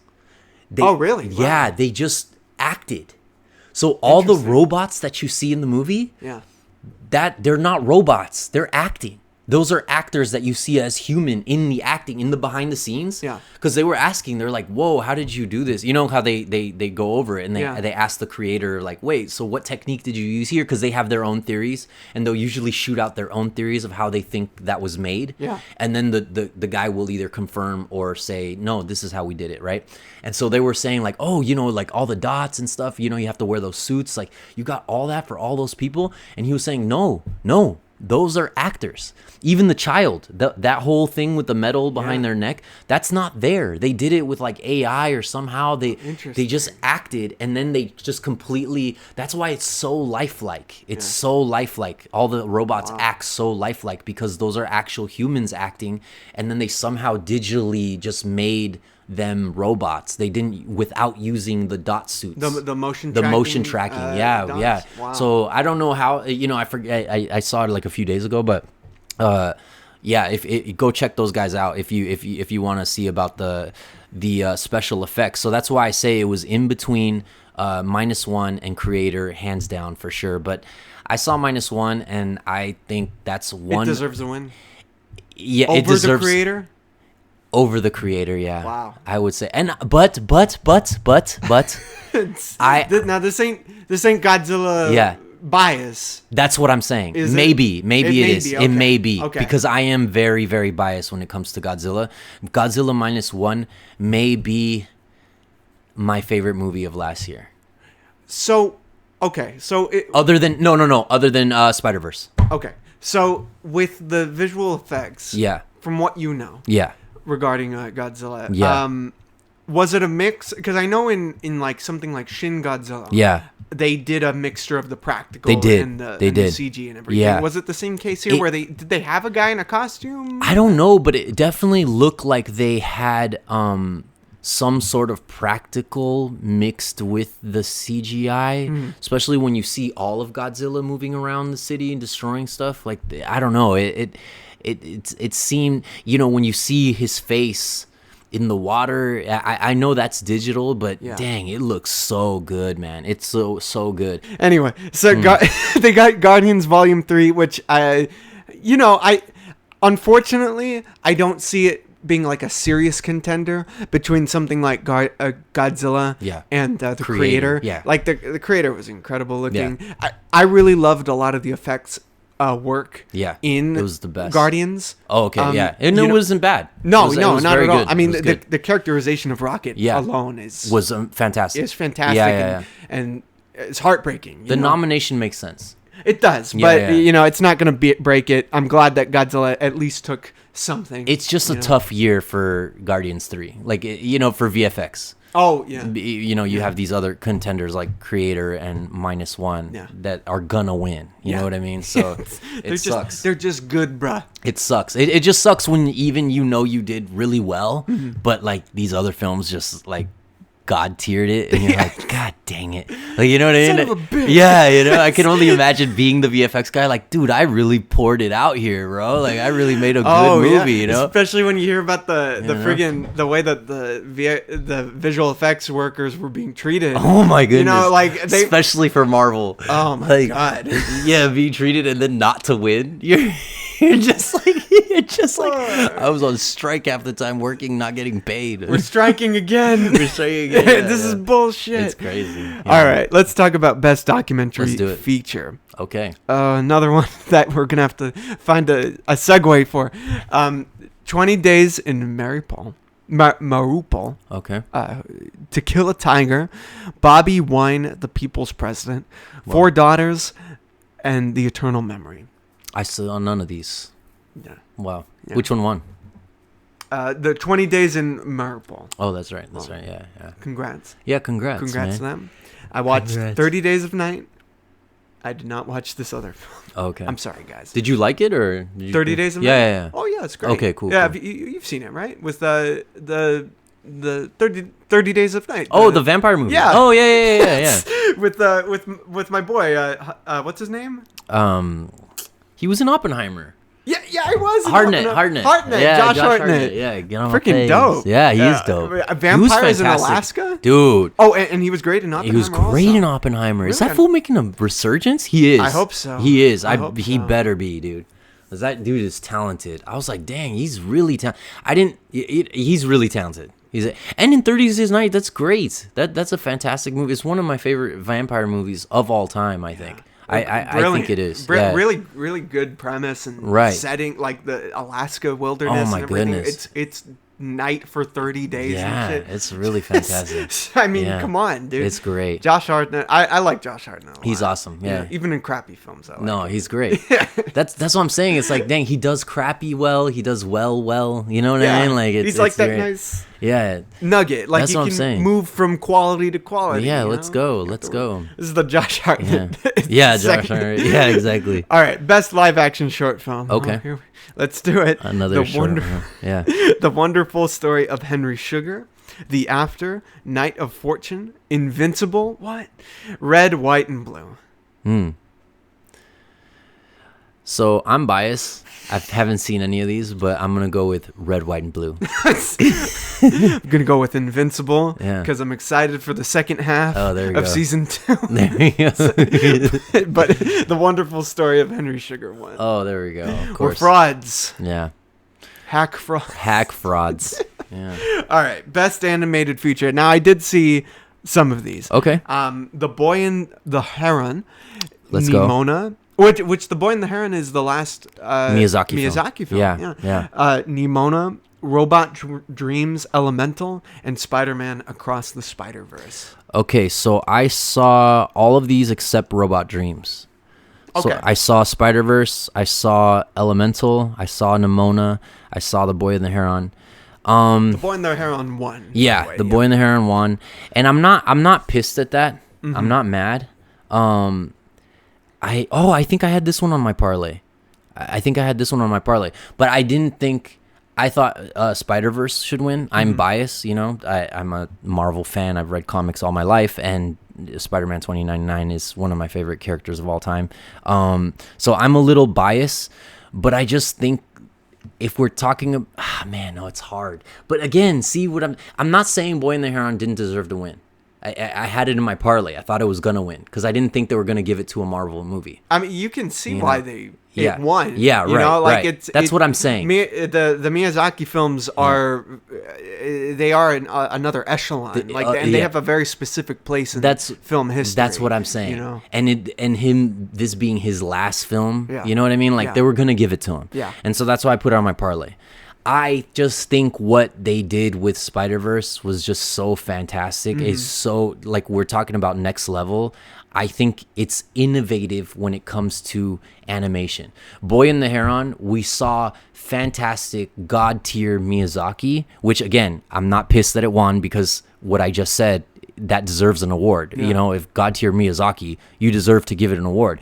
Not my argument, but just another perspective is we've seen a lot of Miyazaki films, and this Miyazaki film is just another, not just another, it's a good movie, but it's a Miyazaki animation that we've seen that type of animation before. Yeah. And so that Spider-Verse was doing things that we have not seen, like that type of stuff, a full-length feature like that, of that style, with all that going on, and it still made sense, and the subtleties and the themes and the coloration of different settings meaning different things, like Gwen's world was colored different, but then you go to like the Indian Spider-Man's world, and that's colored different, and the themes are different. Yeah. That to me is just, no one was touching it. No, I just knew they were going to give it to Miyazaki because it's his last film. I knew it, and that's why I put it in my parlay. And again, I'm saying that, but I'm not mad about it. Yeah. I'm just saying, like, when it comes to animation, let's say we were animators, we would look at Miyazaki and we'd be like, oh yeah, it did Miyazaki well. It did it great because we've seen Miyazaki before. But have we ever seen something like Spider-Verse before? Mm-hmm. No, I don't think so, dude. Can we even draw like that? I don't freaking know. And we'd be talking about it. We'd be like, dude, how do we even do that on a page? Like, how do we do that? We can draw Miyazaki on a page. Can we draw the Spider-Verse and the movement and all that's going on? Can we do that? Like, can we even draw that? Like, what the hell? Like, that's what I'm saying. Like, I think they should have given it to Spider-Verse. Yeah. And that Nimona was nominated over something like Mutant Mayhem. Oh, yeah. Mutant Mayhem was one of my favorites of last year. Yeah. Get the heck out of my face, dude. I watched that with my girls, and they know I'm a diehard Turtle fan. Like, grew up with the original toy line and the original movies and the cartoons. I actually, my first introduction to the Ninja Turtles were the Laird and Eastman comic books. Oh, sure. Those were my very first my very first introduction to the Turtles, and I loved it, and I fell in love with all iterations of the Turtles. But Nimona, what? I haven't seen Nimona. Dude, Nimona, get out of here, dude. Nimona, and people say that it's great because of like the differences that they're showing, like vulnerability, and it's okay to be different, and there was all these themes that were going on, and I was like, yeah, but the movie still has to be good. And I'm not saying Nimona was bad, but it was just like an okay movie that just happened, and you're like, okay, it has good themes. Mm-hmm.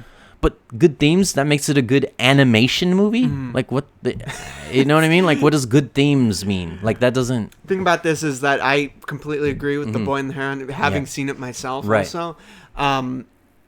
Yeah, I understand why it won. You know, I understand why it won over Spider-Verse. I'm not shocked over that. Right, even though Into the Spider-Verse won the year it came out. That's right. Or for the Oscars that co-aligned with it and everything. Right.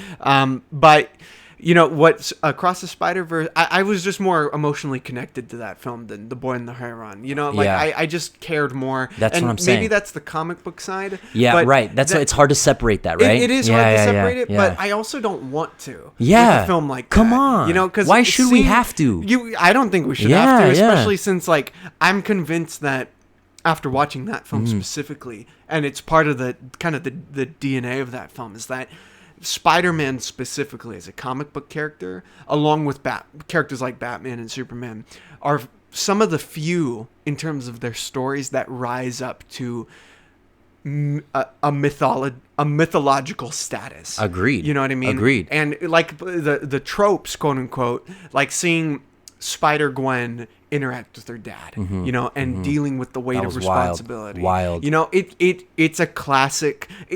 It's a classic trope of that character, right? That is lifted from these comic books, and it's just really well represented here. And obviously, the movie deals with the canon events, which is about the idea that Spider-Man is stuck. Yeah, pardon the pun. Right. To these life events, you know what I mean? And it just speaks on a very real level. It does. It's classic Marvel. I agree. That movie, you know, and you know, I understand why The Boy and the Heron won. Right. You know, right. And I'm sad it's his last film. Me too. Because I wasn't disappointed by the film. Right. But it is very cerebral in nature. Right. That it's kind of, you know, like a lot of his films. Right. You know, it might take a couple viewings to really get what's going on. Yeah. And then the crazy thing about Boy and the Heron was while he was making it, because, you know, there's the hype behind him making it. Yeah. And people knew it was his last film. He didn't want any advertisements for it. Mm-hmm. But then when it came close to the release, he changed his mind. Oh, really? And there was an interview with him, and he was like, man, because they asked him, like, how do you feel about that's really a different way of, like, a different take. You're promoting a movie by not promoting it. That's like your take, your like thing, and you're just going straight off name. Like, this is the last film. Watch it if you watch it. I'm not making a trailer. I'm not giving commercials. Get out of my face, you know. But when they asked him closer to the release date, I think like a month or two before the release date, I saw an interview where they were like, "Well, how do you feel about doing that decision? Do you still stand by the decision?" And he was actually like, no. I'm not saying I maybe was wrong, but maybe I was, right? Mm-hmm. Like maybe I should have had more promotion for it, and maybe it would have been a bigger film if I promoted it a little bit more, you know. And so, you know, I think it would have. I think it would have hit, you know. I think it would have hit with people, like, if he would have really pumped that out, like, hey, this is the last movie I'm making. Guys, like, this is the last one. I'm gonna die not having made any other films. So, like, go watch this. You know what I mean? That's why I went to watch it, but I'm a Miyazaki fan. So I'm gonna go watch it. You know what I mean? Like, we're Studio Ghibli. We watch all those movies here. And so, you know, I watch those with my kids. And so, you know, we're gonna go watch that. But people that don't know, I think if they did know, they would have been in those seats. You know what I mean? It would have made more money. You know, my theater was pretty light. Yeah, that's what I'm saying. You know? That's what I'm saying. It was a little disappointing because we saw it in the big IMAX screen and everything. Wow. But it's also a really quiet movie, so you're hearing the speakers from the other auditoriums blast through. And it's that's annoying. I should have probably watched this at home. Yeah, that's what I'm saying. I probably would have gotten more if I watched it at home. Probably would have. Yeah, it sucks. Yeah. But anyway. Yeah, that was crazy. I think Mutant Mayhem should have been on that list, though. I completely agree. That it's not. I really love that film. Especially the animation. Yeah. Like, not only did I love the movie, I am biased. I'm a turtle myself. I'm a turtle. But geez, like the animation of it was very Spider-Man. Yeah. You know, it was like that. It was kind of like that style mixed with like old school. It almost seemed like someone was drawing it by hand as you're watching it. Yeah. You know what I mean? It was really like so cool. It was swept under the rug, wasn't it? It was. I mean, it came and then it left. I had to tell my homies who are Turtles fans. Yeah. I had to tell them, like, no, go watch it. Oh, I don't know. No, go watch it. And some of them went to watch it and they're like, oh, dude, you were right. And I was like, yeah, I'm telling you. They give us nods to the toy lines. They give us nods to the cartoons, to the comics. They balanced all of that correctly. They did it right. And so, I think it's my favorite of the Turtles films. The favorite of all? Oh, yeah. Oh, my. And I can see that. So I can see that. It had the hip hop flavor. It did. It did. Won me over. It very much then did. And there. Oh my goodness, it very much did. My favorite Turtles movie is 91 for sure. Yeah. That's like it doesn't even come close.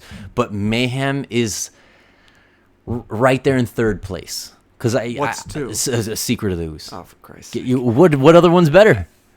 Mutant Mayhem.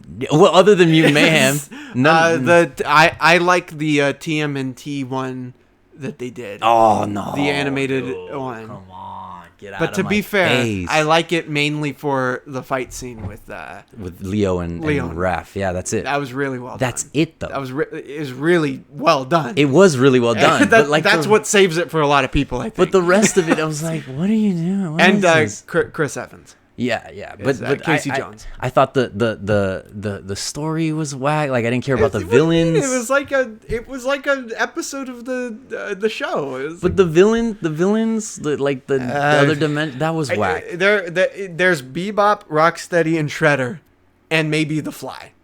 Yeah. That are like great, and Krang. I'm sorry, Krang also. It's like 5. Yeah, I don't know. I thought it was like whatever. I have way more fun with Vanilla Ice. Well, you know what I mean? I mean, give it to me.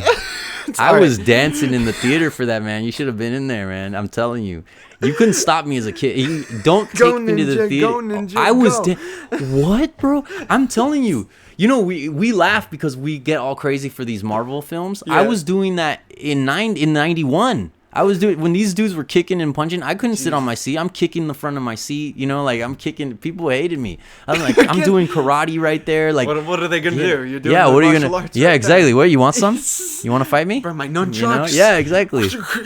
No, you got to roll with that. So no, all right, let's do it. Let's move on to Best Director. Okay. So I mean, this one's a given, but let's read them anyway. Okay. So we got Christopher Nolan for Oppenheimer. Right. Justin Trait for Anatomy of a Fall. Okay. Martin Scorsese for Killers of the Flower Moon. Right. Yorgos Lanthimos for Poor Things, and Jonathan Glazer for The Zone of Interest. Okay. So, yeah. Okay. Yeah. So obviously Christopher Nolan won this. Yeah. That's a given. Yeah. He was gonna win it. He was gonna win it. Like when the movie came out. Yeah. He was gonna win it. We knew he was owed. He was owed. He was owed. And I'm sorry to say that. Yeah. But it's the truth. He was owed. He should have either won for, in my opinion, he should have either won for The Dark Knight. Yeah.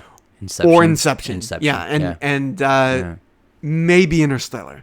Maybe. Right. Correct. Yeah. So I think that was a tough year, but Interstellar also. I agree. Yeah, but those 3 films, he was owed for sure. You know, and he even has other great films. He does before and after. He does. But those 3, I think, were the ones that were like, okay, if we're not giving it to Leo for fucking The Departed, or Wolf on Wall Street, or even Django, we got to give it to him for The Revenant, right? It's that type of deal. Yeah, right. So and The Revenant's not bad. I like that movie. But like but we knew, like, again, this is what we're it's what we were talking about earlier in the podcast, right? It's like, you know, Julius the director has made 5 fantastic Oscar-worthy, mind-blowing films, but now you're 80 and you make this good film, and you win for your good film. And then we have to, as fans, always remember that you won for a good film, not for your fantastic, mind-blowing films. Well, here's the question, right? Based on who else is nominated in this category, we agree that Nolan was a given. Yeah. But was there someone else in this list who deserved the win more so? Because we got Justin Trait for Anatomy of a Fall, Martin Scorsese, Yorgos for Poor Things, and Jonathan Glazer for The Zone of Interest. I would say I wouldn't be pissed going into it not knowing, let's say I never seen a Nolan film and I don't think that he's owed because I don't have that mentality. Right. I wouldn't be pissed if Scorsese won. Okay. Yeah. For Killers? For Killers of the Flower Moon. Because I think it was better than Oppenheimer. I think it was better. And it's longer and it's longer. So and it retained... That's what it retained my attention. Yeah. That's what I'm saying. Like, I was uncomfortable in my seat, but I wasn't, like, in terms of my mental, I was in the movie still. Yeah. You know what I mean? So, I don't know. I wouldn't be pissed if Scorsese won.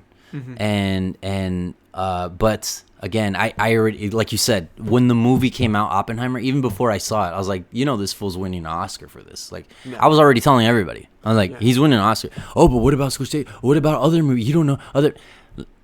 Like, he's winning. This fool's winning. Yeah. They know that they should have given it to him, and they're hyping this up as he already won. He had a lot of press. He did. I mean, beforehand. That's what I'm saying. Like with the whole... That's what I mean. Did you see the Stephen Colbert's interview with him? Yes, exactly. On his show. And that's what I'm saying. They go to the places and they got the nice shots and everything. That's what I'm saying. They're talking about him not having a cell phone or a smartphone. Yeah, right. He's got a burner and shit. Right, it's like he's teed up. All he has to do is hit. He just has to hit. And it hit for what it hit. I'm not saying it's a bad movie. Yeah. Again, I'm a Nolanite. I'm biased. So... I don't think there's a such thing as a bad Nolan film. I don't think he's ever made a bad film. I think he's only made god tier films and then great films and like kind of good. Like that's it. At worst, he's made a good film. Yeah. At worst. Yeah. On his worst day, that fool's made a good film. Yeah. I don't think he's made anything worse than good. Yeah. And those are only a few. The rest are god tier or great. That's what I feel about him. And so I think Oppenheimer's a good film. That's what I think. Well, one thing I loved about his speech was when he talked about how he appreciated that he was the award was him being considered as an important moment. In film history. No, right? Yeah, it's going to continue on. It's going to continue on. Him, exactly. So I thought he gave one of the more humble speeches. It's true. Of the night, and I appreciated what he said. I mean, like this guy, if he doesn't have a smartphone, he's probably going to give the best speech. He is. That fool's super articulate. He's super smart. He's really intelligent and passionate about films. Like loves films. And loves them so much that he's not afraid to, like how I said right now. Like I said, I like Quest for Peace, and I gave my reasons. I know it's not a great film, but I love it. I have a good time.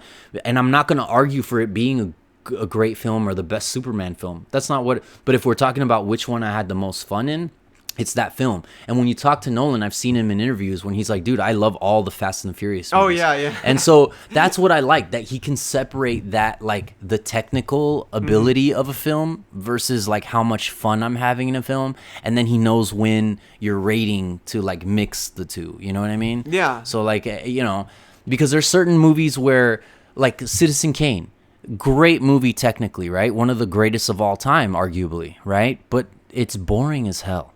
Okay, I'm bored as hell when I watch Citizen Kane. I'm bored out of my goddamn mind. I'm really bored, and so like, see, you weren't there back in the day when they were seeing ceilings for the first time in the movie. All right, exactly. You don't know how good you have it. Yeah, right. Exactly. I'm from a different era.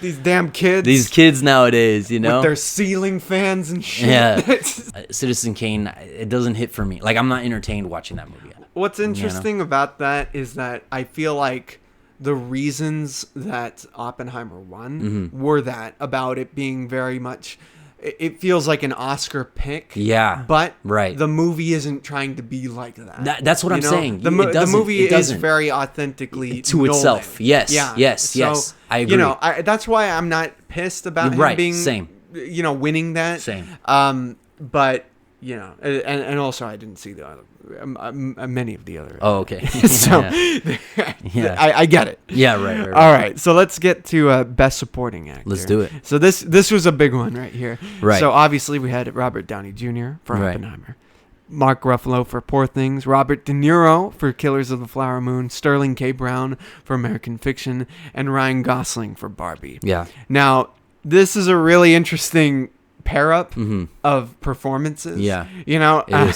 It's when you have friggin' Robert Downey Jr.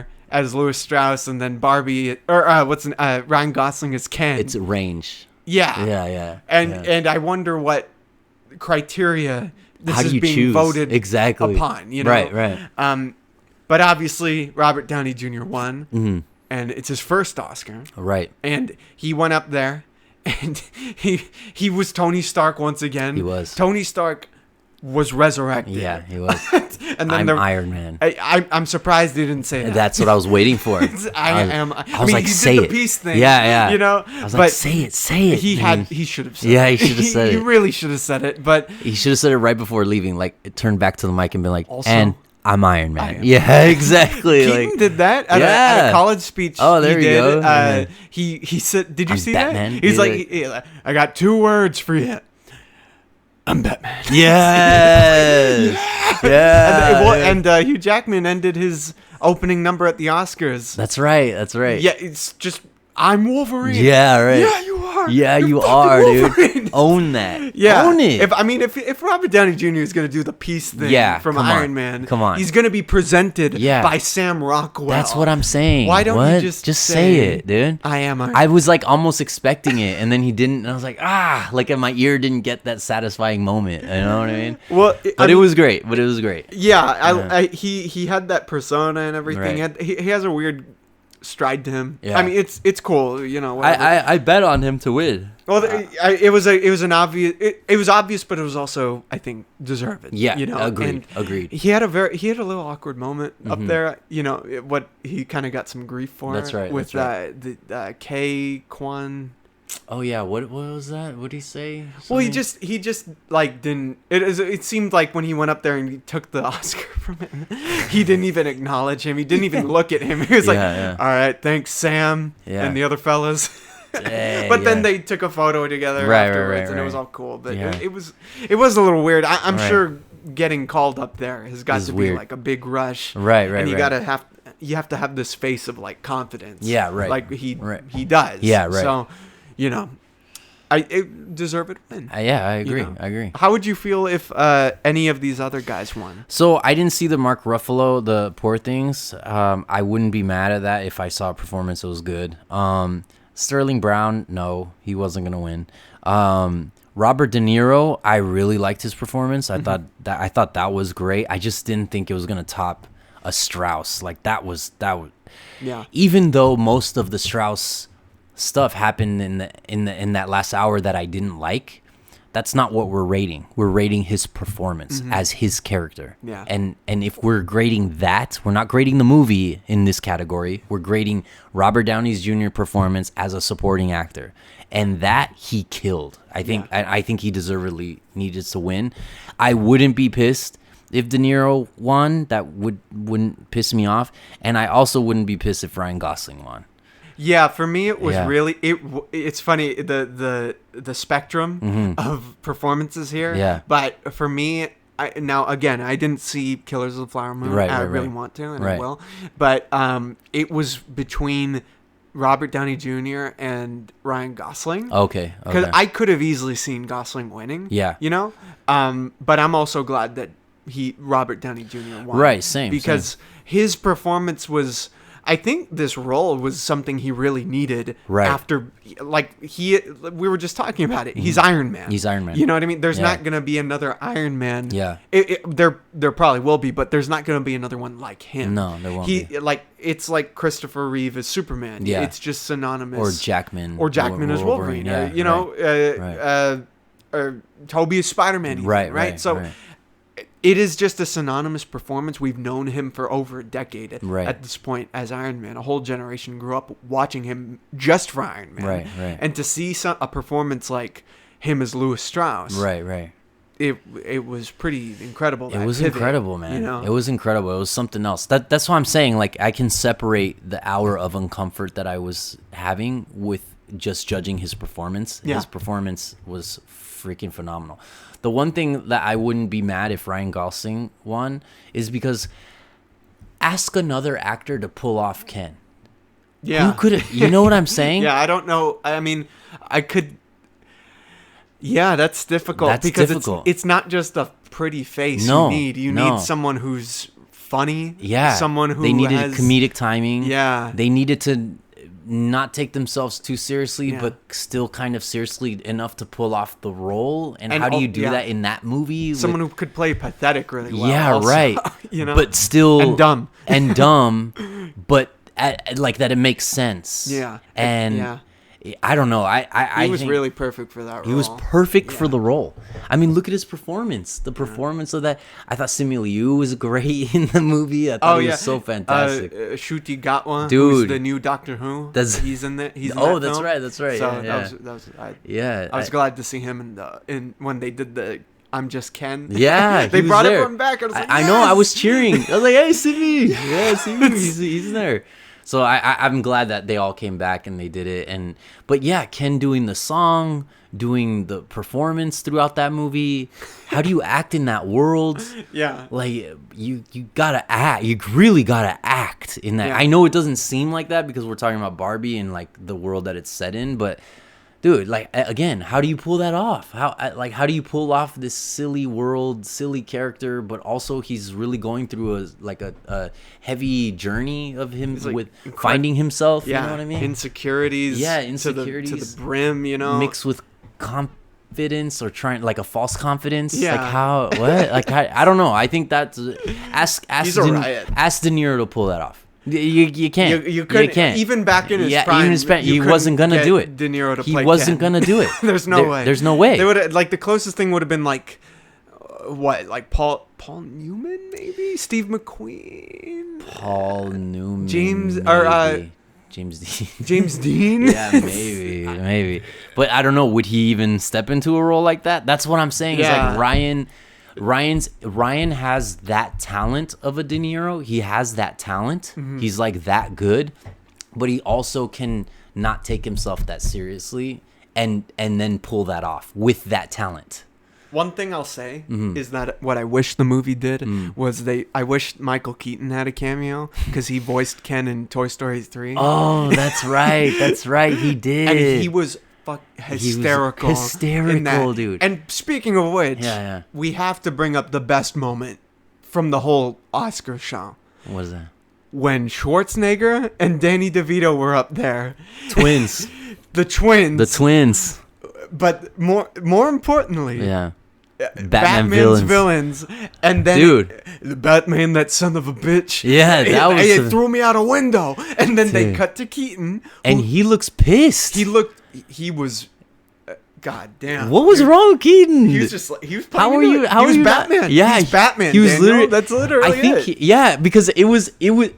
I was like, okay, he looks either like if it's Keaton, if it's like, come on, yeah, bring it on. That's what it looked like. It looked like he's like, yeah, and we can get down right here if you want.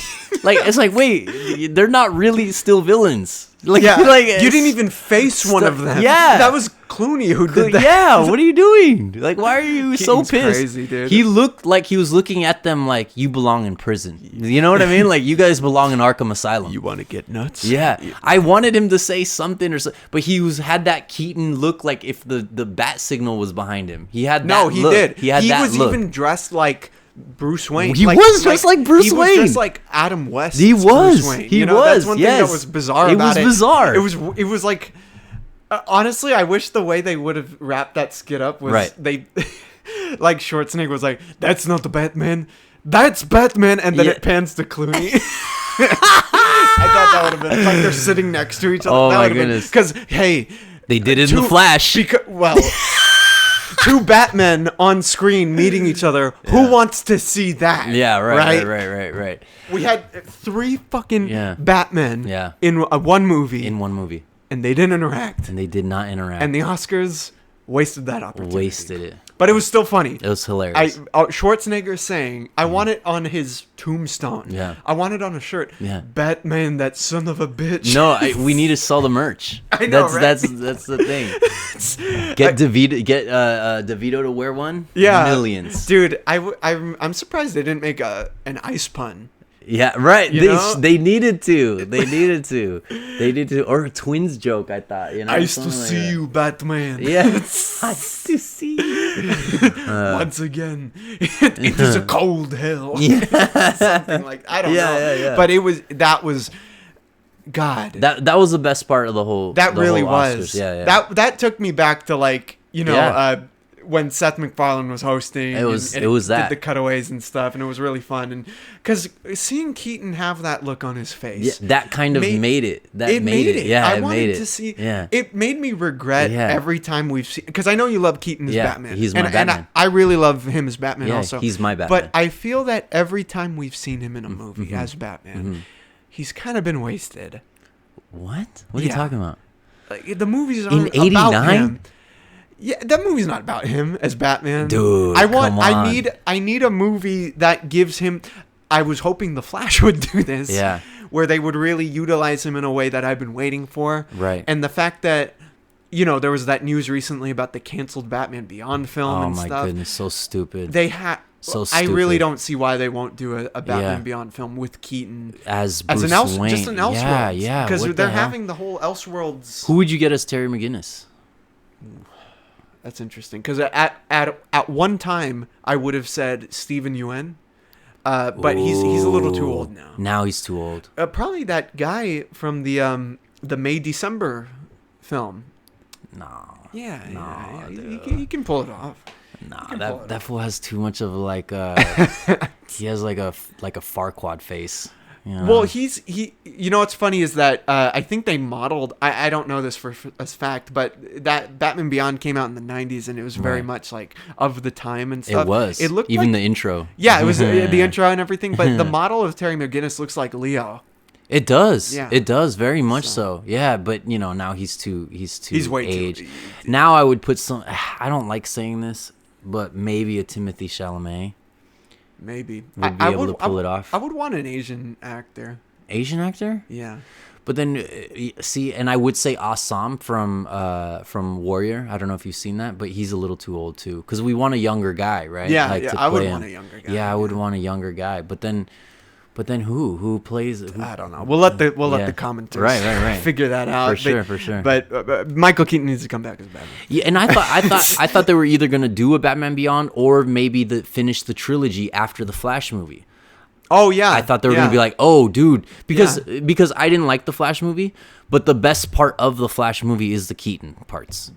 Batman 89. Yeah. Batman Returns. Yeah. Batman Beyond. There. That's a trilogy. Close out right the there. trilogy. There we go. That's it. I'm down with it. All right. Yeah. Best original song. What Was I Made For by Billie Eilish. I'm Just Ken by Mark Ronson, Andrew Wyatt. It Never Went Away by John Baptiste, Dan Wilson. Wow, God, I don't know how to say that. Wazaze? Wazaze? What? Yeah, Wazaze. Yeah. And The Fire Inside, Diane Warren. It was What Was I Made For by Billie Eilish and Phineas. Yeah. Awesome. Yeah. I would have liked if it was I'm Just Ken. It should have been on I Am Just Ken. Yeah, that was a great number they did. I think where he's bumping the guys and everything. I think that's the movie. Like that's the winner. I Am Ken. I don't know. I think Daniels. It's BS. It would have won for the Daniels. Move on. I think Billie Eilish is just trying to give it to her. Dumb. Annoying. I'm not down with Billie Eilish. Did you see that video of Martin Scorsese dancing to I'm Just Ken? Yeah. Come on. Should have won. How did it not win? You got Scorsese to do some sort of to enjoy something. Yeah, exactly. Because you saw him that year when he was talking about Marvel. Yeah, right. And Eminem was there, and he was just sitting there like. Yeah. What are we doing, dude? Yeah. All right. Best supporting actors. We got Divine, Joy Randolph, America Ferrera. Divine was in The Holdovers. America Ferrera for Barbie. Daniel Brooks, The Color Purple. Emily Blunt, Oppenheimer. Jodie Foster, Nyad. And it was Divine, Joy Randolph for The Holdovers. So I didn't see The Holdovers. Yeah, me neither. But I'm not mad that she won because I didn't think any of these others were like mind-blowingly good. You know, America Ferrera was good. Yeah. Emily Blunt was good, but I don't, nothing fantastic. Like, that's what I'm saying. I really like Divine as an actor. Right.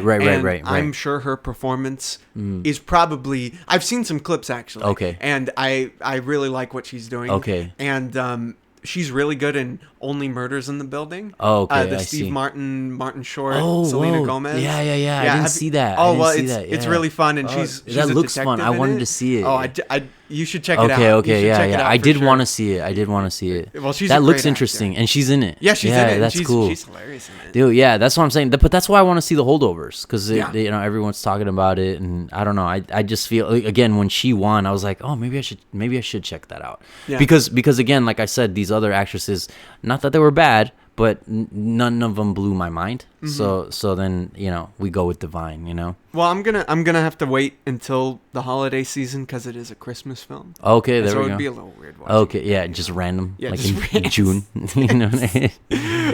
Like you're sweating watching it. You know? It looks cold. Yeah. Can I jump in there? That's funny. All right, best international feature film. Okay. We had The Zone of Interest by Jonathan Glazer. Okay. Oh gosh, I'm not sure how to say this. Io Capitano. Is that the? Oh, that's the movie. Yes. Yeah. By Matteo Garon. Society of the Snow, J.A. Bayona. Perfect Days by Wim Wenders. The Teacher's Lounge, Ilker Katak. I hope I'm saying that right. Right. So, the Zone of Interest one. Okay. I don't know if you saw any of these. I didn't see any of these. Oh, okay. But this is foreign film, right? Best international feature Minus film, one yeah. needed to win that. Oh, okay. It would have. I haven't seen The Zone of Interest. I know Godzilla would have taken a massive dump on all of these movies. Every single one of these movies would have been buried in Godzilla dump. Like that's Godzilla Dookie. And this is the how Atomic Breath. That's what I'm saying. And this is why I know they didn't nominate minus one, because it would have clear. Like what? What is it? Get out of my face! Is Society of Snow? Get out of my face! You know what I mean? Like, what are you doing? Minus one would have cleaned house. Fuck you. You know? Yeah. Exactly. One thing I did, I was gonna get serious for a second, but we're talking about fucking Godzilla. Jesus, I was really about The Zone of Interest. Jonathan Glazer went up there. Yeah. And he made a very brave speech, in my opinion. Now, he's been getting a lot of flack because The Zone of Interest is obviously about the Holocaust. And he brought up what was going on with Israel and Gaza. Yeah. And he was shaking during that speech he gave. You could tell. You could see him shaking. You could hear it, just feel it. Yeah. And I really appreciated what he said, because he was talking about how films are meant to, especially period pieces, are meant not only to transport us in terms of time, but also in terms of emotion. Right. And what's going on right now. Right. He said it the best, in my opinion.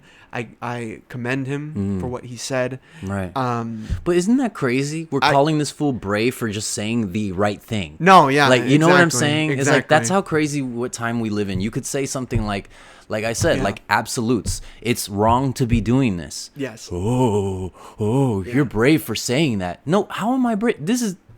Are you a dumbass? Like, what do you mean? You really need to analyze the situation. You can't just look at numbers and then be like, oh, okay, this makes sense. You're really that dumb where like numbers don't mean anything to you. Yep. Like really, I'm not saying that 30 people dying is not a bad thing, right? But when you compare it to 12,000, you know what I mean? Like, or just the circumstances. Just the circumstances of exactly. Yeah. We don't even have to get in the numbers. That up. We don't even have to get into the numbers. The Yeah. circumstances alone, really. You're brave for saying this blatantly obvious thing, and it's so crazy. It pisses me off, and I do think he's brave. I'm not taking anything away. He is, but that's you're right in that saying the words.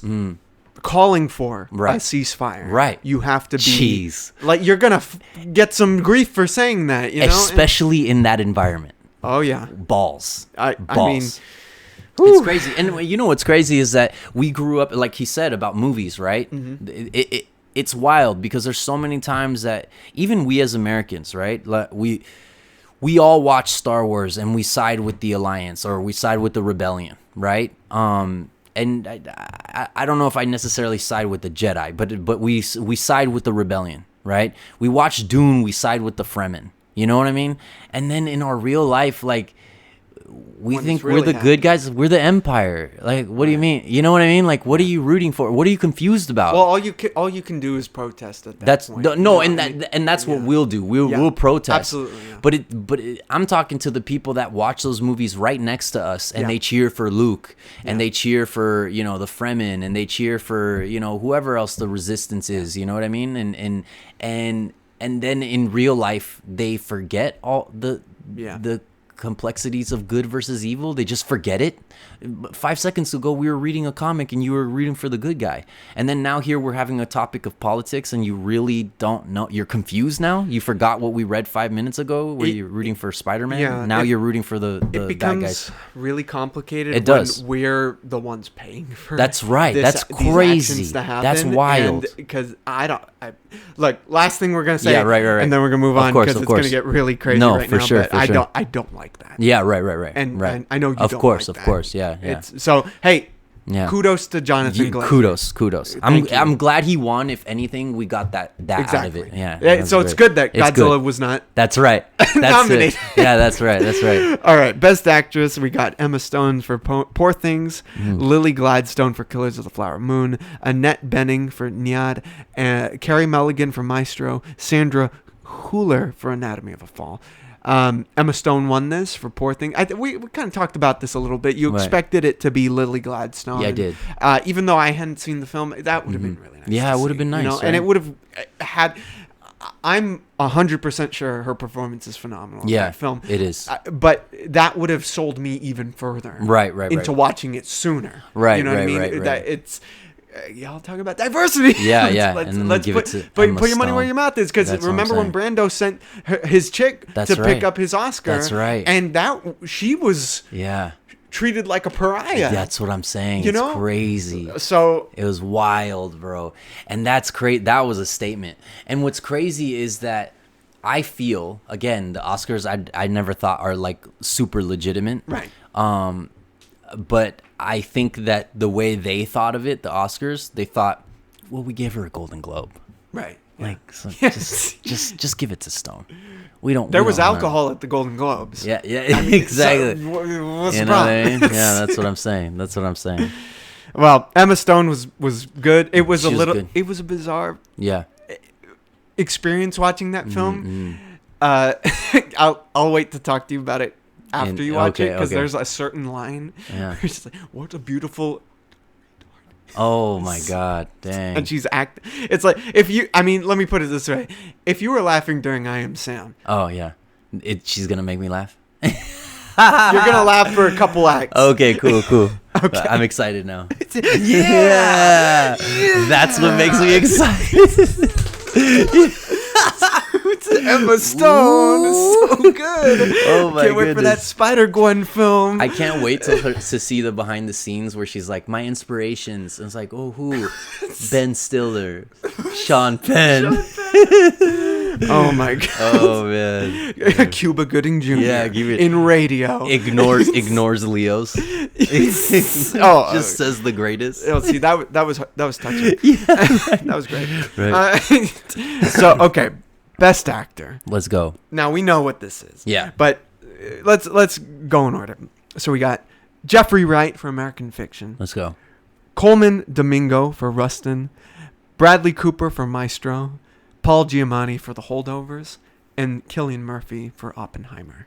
Now, it was Cillian Murphy. Yeah. Because... Obviously. Yeah. And to be fair, his performance... was good. Warranted it. Yeah, it did. From the interviews I've seen of J. Robert Oppenheimer, he got it down really well. Nailed it. He nailed it. His look, that look in his eyes, his mannerisms. Yeah, he got the him voice. Down. Yeah. It was really good. But really was there anything here? Anyone else that you think? No. Any other performances you saw from other films? Right. That should have been nominated. -1. So Godzilla should have won, or the character, the actor, should have won. Yeah. Okay. And so the girl should have won for Best Actress. In -1. Other than Lily Gladstone. Okay. But that she didn't even get nominated is whack. Okay. You know, she definitely should have won for. Well, no, because Robert Downey should have won for supporting for sure. Dang, that's tough. But the fact that they didn't even get nominated for anything other than freaking VFX, it just shows you how illegitimate the Oscars are. I think, you know what I mean. But in terms of like best actor, maybe that actor would have given. I think no one was beating Murphy this year. It was his year. Yeah, it was his year. I think no one was beating him. But the fact that dude wasn't even nominated. But you know what's funny? I haven't seen the holdovers, and I will say this: when they cut to Paul Giamatti, he looked pissed that he did not win. Oh, really? Yeah. Did he? Yeah. I missed that. Oh, dude, he looked like he was doing the like. Oh yeah. The half smile, like the not full smile, but like I should have won, you fucking assholes. You know what I mean? Like, you're son of a bitch. Yeah, son of a bitch. Yeah. I love Paul Giamatti. He's amazing. He's one of my favorite. He's amazing. Actors. I love him. When he plays Trump in the Trump movie. Oh my goodness, let's go. Be amazing. He's gonna kill it. He's been killing it for decades. For at everyone. This point. Yeah. He's always been really good. Of course, even as Rhino. As Rhino, I mean, he was trying to do something in Rhino. They should have brought him back for Kraven the Hunter. They should have. Let's go. Aaron Taylor Johnson versus Paul Giamatti would have been awesome. Oh my goodness! But him in one performance of his that stands out to me is him in the Howard Stern movie Private Parts. Oh come on! You know how he plays his boss fantastic movie. at NBC? Yeah. He's like really giving it his all. Dude, in that film. he's giving his I'll tell you so, Howard Stern, man. That motherfucking goddamn degenerate fucking cunt. I'll say that with no shame either. Man's a fucking foul-mouthed immature. The man's immature, you know? I feel like he gives it his all in a lot of freaking movies. Yeah. Even Big Fat Liar. Give it to me, dude. Give it to me. How did you read my mind? No, because he was good in that. He was good. Yeah, he was good in that. Dude, the way he's losing his mind. Dude, come on. He's like I stole Frankie Muniz' project school. Losing his fucking mind. I think that's my first Paul Giamatti film. Oh, really? And it's the perfect. It's great. Perfect entry point. Oh my goodness, he killed it there. Fucking hilarious. He's so funny in that. He made that movie. That's the movie that I was watching it for him. You know what I mean? Yeah. No, I haven't seen that in forever. You brought up Carl Weathers. Yeah. R.I.P. Yeah. Speaking of which, the In Memoriam part. Did you watch that? Did you see that? Yeah. That was really weird. It was weird. It was odd. I couldn't read some of the names of the people who had passed away. They had odd angles. Screens and angles, and it was zoomed out. Yeah. There were performers and everything in the way. What? Yeah. What is going on? It's almost like they didn't want to even do that part. It felt like, dang, this is really what you're giving them? What you're giving us? Like were they overcompensating or something? Yeah, exactly. It was really bizarre because I was trying to look at who had passed, and it seemed like they were just brushing past some other people, because they have the big circle where it shows the actors and the directors and all sorts of people, and then they have others designated to the little screens, the slits. Slits. Yeah. And I'm like, what the fuck? I can't even read it. What is going on here? Why do this? That's what I thought. That's what I was thinking when I was watching. I was like, dude, you clearly didn't want to do this. It's like, we have to do this again. Yeah, we have to do this again every year. A bunch of these guys die. Yeah, because you probably sent your assassins to kill them. Okay, all right. Let's move on to Best Picture now. Because you were on the island. Yes. Okay. So we had, for Best Picture, we had Killers of the Flower Moon. Okay. Maestro, Anatomy of a Fall, Past Lives, Poor Things, Barbie, The Zone of Interest, American Fiction, The Holdovers, and Oppenheimer. Yeah. Now, the one that won, Oppenheimer. Okay. This is the Oppenheimer show, after all. It is the Oppenheimer show. Come on. Yeah. It's the best marketing for Oppenheimer you could get. Let's go. That's pretty much what it was. Right. But was there anything... Because we've been saying it all night. Oppenheimer... It was going to win the big ones. We knew. It was a safe choice. It was the safe choice, safe bet, you know? Yeah, right. Which is what I went with. Exactly. I hit my parlays on Oppenheimer. Thank you, Nolan. You got me paid, He made me some money. So. But here's the thing. Was there another film on this list or even off this list that you were like... Yes. Okay. Yes, most definitely. Okay, so it's gonna be Godzilla. The Marvels.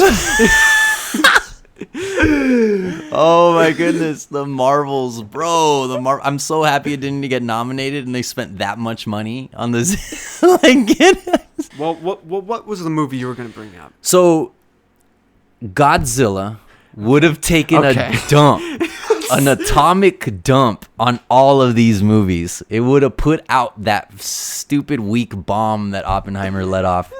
Just one little piss from Godzilla would have put that fire out quick. It's nothing. Would have done it quick. No, dude. If you watch Godzilla -1, bro, because the big I'm telling you, because Oppenheimer's big thing, sure, was Murphy's performance, and Downey's performance. Those were huge. Those were huge, like wow moments because just the performances themselves, right? But the big thing, the selling point was the bomb, and that Nolan wasn't going to use CGI. I disagree here in that aspect. I think he should have used what he did and done the practical, but I didn't get that wow feeling of the bomb. I was like, oh, we got here, but I wasn't like, whoa, the bomb that I was waiting for. Oh my God. Yeah. You know what I mean? I didn't get that moment. I was like, oh, this is cool. This is dope. But I wasn't like, holy shit, whoa, I was waiting for this, Nolan. I was waiting. I didn't get that with the bomb. Yeah. Because the whole hype was that he was gonna actually use a real freaking bomb. That was the whole hype. The whole hype was that he was gonna use a real bomb. What are you doing? Yes. Stop! No! Yes. But dude, everyone would have known about that, bro. Bro, I'm telling you, when you watch Godzilla -1, they use CGI for the bomb. Dude, that atomic breath bomb just shits on Oppenheimer. It shits on it. I'm telling you, it takes a literal piss on it. I'm telling you. And every listeners right now, comment. I'm telling you, am I right? I am for sure right. You know I'm right. You know Godzilla would have taken a piss all over that little atomic bomb. Other than Oppenheimer was gonna win, like we've been talking about throughout this whole podcast. It was gonna win. We know it. Yeah. But if we're talking about the Daniels, right? Yeah. It was between Godzilla -1 and Spider-Verse. Okay. That's what, if either of those won, I would have been like, okay, the rightful winner won. And another movie that should have been nominated, not won, but should have been nominated for sure, and would have been nominated in the Daniels, because in the Daniels we'd have an action category. Yeah. But since we don't, it would have been nominated in the Best Picture, other than freaking Anatomy of the Fall. Get out of my face. You know what I mean? And so, Sisu. Oh, okay. Sisu. Yeah. Let's go, dude. Sisu, if you guys have not seen Sisu, I think it's on Amazon or Mac. No, it's not on Mac. I think it's on Amazon. Okay. But watch Sisu. I'm telling you, it is fantastic. I mean, you'll lose. It's fair. You'll lose. You know what? I can't even Disagree. address what you just said. Yeah. I don't want to, because right. You do have that spirit. Yeah, right. And I just know that if they renamed Godzilla -1 to Oppenheimer 2, and it would have worked. It would have worked. It would have won. It would have won. Nolan would have, even if Nolan would have won the Oscar, he would have walked down and then handed it to the sequel, to the director. He would have been like, "No, you deserve it." You were waiting for that moment. I was waiting for it. You know, the fucking, when they switched the name. Yeah, when they La La Land. oh my goodness. Because Al Pacino was up there and he was like, what was going on with him when he went up there and he presented? Was it Best Picture he presented? Yeah, I think it was, right? It was, right? Because he was like, I see Oppenheimer. Welcome to Jurassic Park, you cocksucker. You fucking cocksucker. Yeah, exactly. I don't know where I am. Yeah, it was fucking this way and that way. This way and then that way. Bill Hader's Al Pacino is the best, You dude. fucking cocksucker. Yeah, fucking cocksucker. Like, which dinosaur did I buy cocaine from? It's also a giveaway that it would have won that Al Pacino was presenting. Since he and Nolan worked on Insomnia together. And that was a great film. Oh yeah. I think Robin Williams is slept on as a bad guy. Yeah. He's a bad guy in Law and Order, you know. Oh my goodness. Yeah. We've been going on for a while. Yeah. This is probably as long as the Oscars. It's probably as long as Killers of the Flower Moon. It's longer, actually. Okay. Oh, shoot. Dang. Really but it was a lot of fun. It was a lot of fun. I'm glad we talked about Had a blast. The Academy Awards. Let's do it. I'm probably going to, in terms of editing. Yeah. I don't know how much of the fun editing I'll be able to do. I'll probably just put it out as is. something to listen to and then have fun with. But it was a lot of fun. My whole life story in the beginning. We cut that. You know what I mean? Well, just like cut out that hour. Cut out that hour. You know what I mean? I'm complaining about Robert Downey Jr.'s hour like nonsense, and I'm like here giving a 2-hour freaking monologue. See what y'all missed when Daniel was talking about his last year. I was doing those Robert Downey moves of. Yeah. All right, let's wrap it up. Let's wrap it up. Yeah. Let's keep it going. Yeah. No, I just ignored the whole sign you pulled. You pulled out the wrap it up sign, but I was just like, nah. I'm Godzilla. It's time to go. No, but Daniel, I appreciate you having me over and us doing this. I'm glad the computer worked. Yeah. To actually do this. And hey, I'm very serious about next year. The Daniels. Let's do as a podcast. I'm down. We'll get the nominee list. Yeah. And we'll decide. I watch most every movie of the year. I try to keep up with all the movies. You know, I missed like Holdovers and Poor Things. Yeah, there were a lot I wanted to watch. Yeah, there were. This year I was kind of falling off because again I had a rough year. Sure. So, but normally I pride myself on like watching like over 100 movies of the same year. That I try to do that. I try to watch even like shit movies. I try to watch over 100 movies that release within that year. It's like a goal of mine every time, you know. Yeah. So, but this last year I was kind of busy and handling my stuff, and then I kind of fell off of that tradition. But we're back on it, and I'm watching all the movies this year. So, you know. Yeah, I mean, hey, it's a new year. Yeah, let's do it. Of course. And more films to come. But I can't wait. I can't wait. I'm excited for the Daniels. I appreciate you coming on and helping out. I'm honored to be on. Is there anywhere you want them to find you? No, I'm you just chilling? Yeah, just chilling, man. Just chilling. I have some stuff coming up. Okay. I'm excited for some MMA stuff and some movie stuff coming up. But we'll see. Maybe on another podcast I'll promote that. I'll have you on again soon because we have actually a podcast scheduled. Okay, cool. So we'll talk about Let's that. do it. And guys, thank you so much for listening. It was a lot of fun. Happy award season and goodbye. Peace.